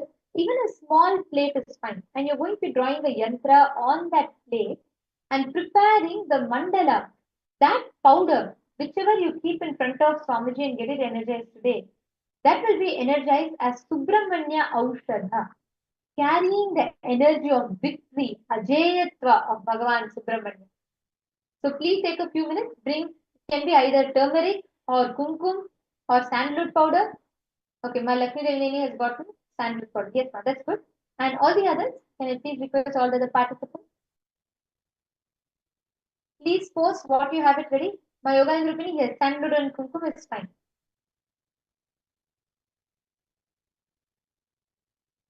Okay, my Anna, yes, is ready. Flatland, Ma is ready. Can I request all the others to post if you are ready? You have the item ready. Also ready, okay. Sri Parama Yogananda Ayya and Vishwanathan Ayya Nithyanandam. Can you also please bring? And Michael Bear Ayya, Vishwanathan T. Nithyanandam Ayya. Could you also please bring and come in front of the camera and settle down? And Ma Stephanie Lael, Ma Sangeeta, Ma Kumati Kalechaldran. Please bring a plate of plate of sandalwood powder or turmeric or bhasma or kumkum. Any of this, even a small plate is fine. And we are going to be preparing for a special initiation. Today, Subramanya Bhava Samadhi Darshan. We're all going to be receiving the powerful darshan of Bhagavan Subramanya, manifesting through his Paramashivoham. That don't worry, we will be walking you all through how to draw the yantra. See, do not worry about how to draw the yantra. We will be guiding you all. But please bring the item and keep it ready so we will be able to start drawing the yantra.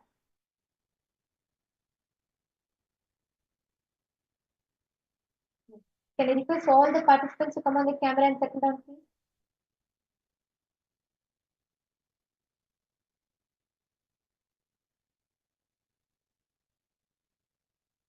Yes. Now, we are going to be playing a video clip where Swamiji himself is doing the Subramanya Yantra. The yantras are cosmic geometrical structures. For example, Sri Yantra. Sri Yantra is designed for a specific benefit. It has a certain impact on you because everything in the world, like Swamiji beautifully explained, in this entire creation, it is all made of Nada, Bindu, and Kala. Visualization, vibration, and frequency. The yantra or the mandala are certain patterns, geometrical patterns, which aligns the visualization and verbalization, sounds and light to form a certain frequency, which when you connect to it, raises you to that same frequency. Today, we are all going to be receiving the Subramanya Yantra, which gives you tremendous auspiciousness and victory in every area. Many of you posted, some of you posted you want to manifest in SJP, the victory, you want to manifest in the aspect of wealth, health, any aspect you want to manifest victory. Court cases, business deals. This darshan today is going to be so powerful. If you are struggling, if you feel you have any obstacles, any enmity, like you feel someone is stopping you, something is stopping you, or you feel like you want to really have a divine intervention for something to move in your life. Today, on the day of Skanda Shashti, connect to Subramanya. He is Subramanya. He is Subramanya, the best of the cosmos. He is Paramashiva's best, and he himself is manifesting in his Nijavatara in his most graceful form as Swami today. So connecting to Subramanya today will bestow you with tremendous victory and auspiciousness. We are going to now be playing the video clip where Swamiji himself is drawing and explaining about Subramanya Yantra, and we request all the participants, you can take a stick, you can take any stick or some thin long metal object through which you are going to be following along as Swamiji himself is drawing the Subramanya Yantra, and we request all of you to please draw the yantra along and prepare yourself. We're going to be playing that video clip now. Let us all enter to it.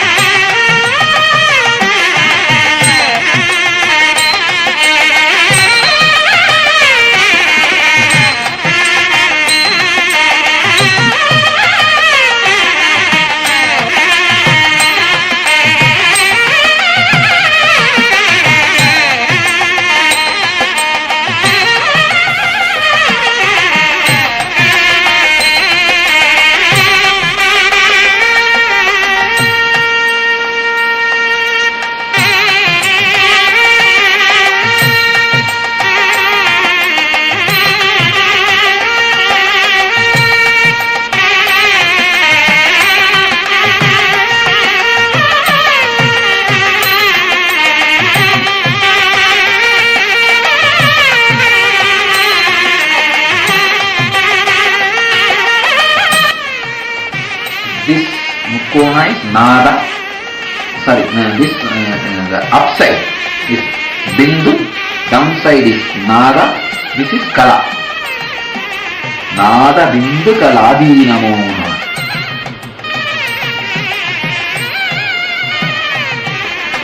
This is the Sakshitatva.